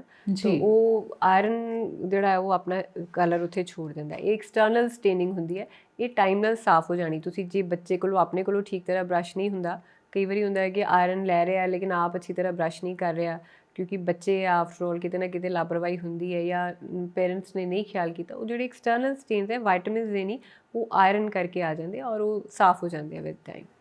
ਜੀ, ਇੱਕ ਆਮ ਰੂਟੀਨ ਲਾਈਫ ਦੇ ਵਿੱਚ ਸਾਨੂੰ ਕਿੰਨੇ ਸਮੇਂ ਬਾਅਦ ਜਾ ਕੇ ਚੈੱਕਅਪ ਕਰਵਾਉਂਦੇ ਰਹਿਣਾ ਚਾਹੀਦਾ ਦੰਦਾਂ ਦਾ? ਅਤੇ ਜਿਵੇਂ ਕਈ ਵਾਰ ਸਾਨੂੰ ਲੱਗਦਾ ਕਿ ਬਾਹਰੋਂ ਸਫਾਈ ਕਰਵਾ ਲੈਣੀ ਚਾਹੀਦੀ ਹੈ ਡੈਂਟਿਸਟ ਤੋਂ, ਉਹ ਕਿੰਨੇ ਸਮੇਂ ਬਾਅਦ ਅਸੀਂ ਕਰਵਾ ਸਕਦੇ ਹਾਂ? ਜੇ ਤਾਂ ਜਿਹੜਾ ਨੋਰਮਲ ਚੈੱਕਅਪ ਹੈ ਉਹ 6 ਮਹੀਨੇ ਬਾਅਦ ਤੁਸੀਂ ਕਰਾਓ। ਤੁਹਾਡਾ ਡੈਂਟਿਸਟ ਹਮੇਸ਼ਾ ਤੁਹਾਨੂੰ ਗਾਈਡ ਕਰੇਗਾ ਕਿ ਤੁਹਾਡੇ ਦੰਦ 'ਚ ਕੀੜਾ ਲੱਗ ਰਿਹਾ ਹੈ, ਕਿਉਂਕਿ ਜਿਹੜਾ ਕੈਵਿਟੀ ਹੋਣਾ ਜਾਂ ਕੀੜਾ ਲੱਗਣਾ ਇਹ ਸਲੋ ਪ੍ਰੋਸੈਸ ਹੈ। ਪਹਿਲਾਂ ਇੱਕ ਆਪਾਂ ਕਾਲਾ ਜਿਹਾ ਸਪੌਟ ਦੇਖਦੇ ਹਾਂ, ਜਦ ਤੱਕ ਉਹ ਵੱਧ ਕੇ ਟੋਇਆ ਨਹੀਂ ਬਣ ਜਾਂਦਾ ਜਾਂ ਉਹਦੇ 'ਚ ਠੰਡਾ ਗਰਮ ਨਹੀਂ ਲੱਗਣ ਲੱਗ ਜਾਂਦਾ ਜਾਂ ਆਪਾਂ ਨੂੰ ਦਰਦ ਨਹੀਂ ਮਹਿਸੂਸ ਹੁੰਦਾ, ਸਾਨੂੰ ਲੱਗਦਾ ਉਦੋਂ ਤੱਕ ਠੀਕ ਹੈ, ਚੱਲੀ ਜਾਂਦਾ ਹੈ, ਕੋਈ ਗੱਲ ਨਹੀਂ। ਸੋ ਜਦੋਂ ਕਿਸੇ ਤਰ੍ਹਾਂ ਦੀ ਦਿੱਕਤ ਆਉਂਦੀ ਹੈ, ਲੇਕਿਨ ਅੱਜ ਕੱਲ੍ਹ ਲੋਕ ਅਵੇਅਰ ਹੈ, ਸੋ ਬਹੁਤ ਸਾਰੇ ਲੋਕ ਹੈ ਜਿਹੜੇ ਇਨ ਟਾਈਮ ਆਉਂਦੇ ਹੈ। ਸੋ ਜੇ ਤੁਹਾਨੂੰ ਲੱਗੇ ਕਿ ਦੰਦ 'ਚ ਕਿਸੇ ਤਰ੍ਹਾਂ ਦੀ ਕੋਈ ਕੈਵਿਟੀ ਹੈ, ਕਿਤੇ ਕੋਈ ਬਲੈਕ ਸਪੌਟ ਆ ਰਿਹਾ, ਜਾਂ ਮੈਂ ਜਿਵੇਂ ਪਹਿਲਾਂ ਕਿਹਾ ਕਿ ਬਲੀਡਿੰਗ ਗਮਸ ਦੀ ਪ੍ਰੋਬਲਮ ਸ਼ੁਰੂ ਹੁੰਦੀ ਹੈ, ਜਾਂ ਬੈਡ ਓਡੋਰ ਦੀ, ਮੂੰਹ 'ਚੋਂ ਸਮੈਲ ਆਉਣਾ, ਇਹ 3 ਮੇਨ ਸਿੰਪਟਮਸ ਹੈ ਜਦੋਂ ਤੁਸੀਂ ਆਪਣੇ ਡੈਂਟਿਸਟ ਕੋਲ ਵਿਜ਼ਿਟ ਕਰੋਗੇ। ਅਦਰਵਾਈਜ਼ ਹਰ 6 ਮਹੀਨੇ ਦੇ ਬਾਅਦ ਇੱਕ ਵਾਰੀ ਡੈਂਟਿਸਟ ਨੂੰ ਚੈੱਕ ਜ਼ਰੂਰ ਕਰਾ ਲੈਣਾ ਚਾਹੀਦਾ। ਜੀ ਡਾਕਟਰ ਸਾਹਿਬ, ਠੰਡਾ ਗਰਮ ਦੰਦਾਂ ਨੂੰ ਕਿਸ ਸਟੇਜ 'ਤੇ ਲੱਗਣਾ ਸ਼ੁਰੂ ਹੁੰਦਾ? ਠੰਡਾ ਗਰਮ ਲੱਗਣ ਦੇ ਬਹੁਤ ਅਲੱਗ-ਅਲੱਗ ਰੀਜ਼ਨਸ ਹੁੰਦੇ ਆ। ਇੱਕ ਹੈ ਕਿ ਮੈਂ ਦੱਸਿਆ ਕਈਆਂ ਨੂੰ ਹੁੰਦਾ ਕਿ ਮੈਂ ਦੰਦ ਸਾਫ਼ ਕਰਨੇ ਔਰ ਬਹੁਤ ਜ਼ੋਰ ਦੀ ਕਰਨੇ, ਉਹ ਬਚਪਨ ਤੋਂ ਬੜੀ ਹਾਰਡ ਬਰਸ਼ਿੰਗ ਦੀ ਆਦਤ ਪਈ ਹੁੰਦੀ ਹੈ। ਇਸੇ ਕਰਕੇ ਅਸੀਂ ਇਹ ਕਹਿ ਦਿੰਦੇ ਹਾਂ ਕਿ ਹਮੇਸ਼ਾ ਸੌਫਟ ਬਰਸ਼ ਯੂਜ਼ ਕਰੋ, ਔਰ ਜਿਨ੍ਹਾਂ ਨੂੰ ਇਹ ਪਤਾ ਹੈ ਕਿ ਮੈਂ ਬਰਸ਼ ਜ਼ੋਰ ਦੀ ਕਰਦਾ ਉਹ ਅਲਟਰਾ ਸੌਫਟ ਬਰਸ਼ ਯੂਜ਼ ਕਰਿਓ। ਇੱਕ ਹੋ ਗਿਆ ਕਿ ਤੁਸੀਂ ਬਹੁਤ ਜ਼ੋਰ ਦੀ ਬਰਸ਼ ਕਰਦੇ ਹੋ ਔਰ ਦੰਦਾਂ ਦੀ ਜਿਹੜੀ ਇਨੈਮਲ ਹੈ ਉੱਪਰੋਂ ਉਹ ਘਸਣੀ ਸ਼ੁਰੂ ਹੋ ਜਾਂਦੀ ਹੈ। ਇਨੈਮਲ ਸਾਡੀ ਬੋਡੀ ਦਾ ਹਾਰਡੈਸਟ ਪਾਰਟ ਹੈ। ਸੋਚੋ ਅਸੀਂ ਇੰਨੀ ਜ਼ੋਰ ਦੀ ਬਰਸ਼ ਕਰ ਰਹੇ ਹਾਂ ਕਿ ਉਹ ਦੰਦਾਂ ਦੇ ਉੱਤੇ ਤੁਸੀਂ ਦੇਖੋਗੇ ਕਈਆਂ ਦੰਦਾਂ ਉੱਤੇ ਟੋਏ ਪਏ ਹੁੰਦੇ, ਉਹ ਕੈਵਿਟੀਜ਼ ਵੀ ਹੁੰਦੀਆਂ ਸਾਹਮਣੇ ਫਰੰਟ 'ਤੇ ਟੇਢੇ, ਮਤਲਬ ਉਹ ਖੱਡੇ ਜਿਹੇ ਪਏ ਹੁੰਦੇ ਆ। ਸੋ ਹਾਰਡ ਬਰਸ਼ਿੰਗ ਜਿਹੜੀ ਆ ਉਹ ਇੱਕ ਵਜ੍ਹਾ ਹੈ। ਔਰ ਇਸ ਤੋਂ ਇਲਾਵਾ ਅਸੀਂ ਜਿਹੜਾ ਮੈਂ ਦੱਸਿਆ ਕਿ ਜਿਹੜਾ ਕਰੇੜਾ ਜੰਮ ਜਾਂਦਾ, ਡਿਪੋਜ਼ਿਟਸ ਹੋ ਗਏ ਕਿਸੇ ਤਰ੍ਹਾਂ ਦੇ, ਉਹਦੇ ਕਰਕੇ ਵੀ ਠੰਡਾ ਗਰਮ ਲੱਗਦਾ ਦੰਦਾਂ 'ਤੇ। ਗਮ ਲਾਈਨ ਜਦੋਂ ਰਿਸੀਡ ਕਰ ਜਾਂਦੀ ਹੈ, ਜਦੋਂ ਡਿਪੋਜ਼ਿਟ ਹੋਣੇ ਆ ਅਤੇ ਮਸੂੜੇ ਆਪਣੇ ਆਪ ਪਿੱਛੇ ਹੋਈ ਜਾਣੇ ਆ।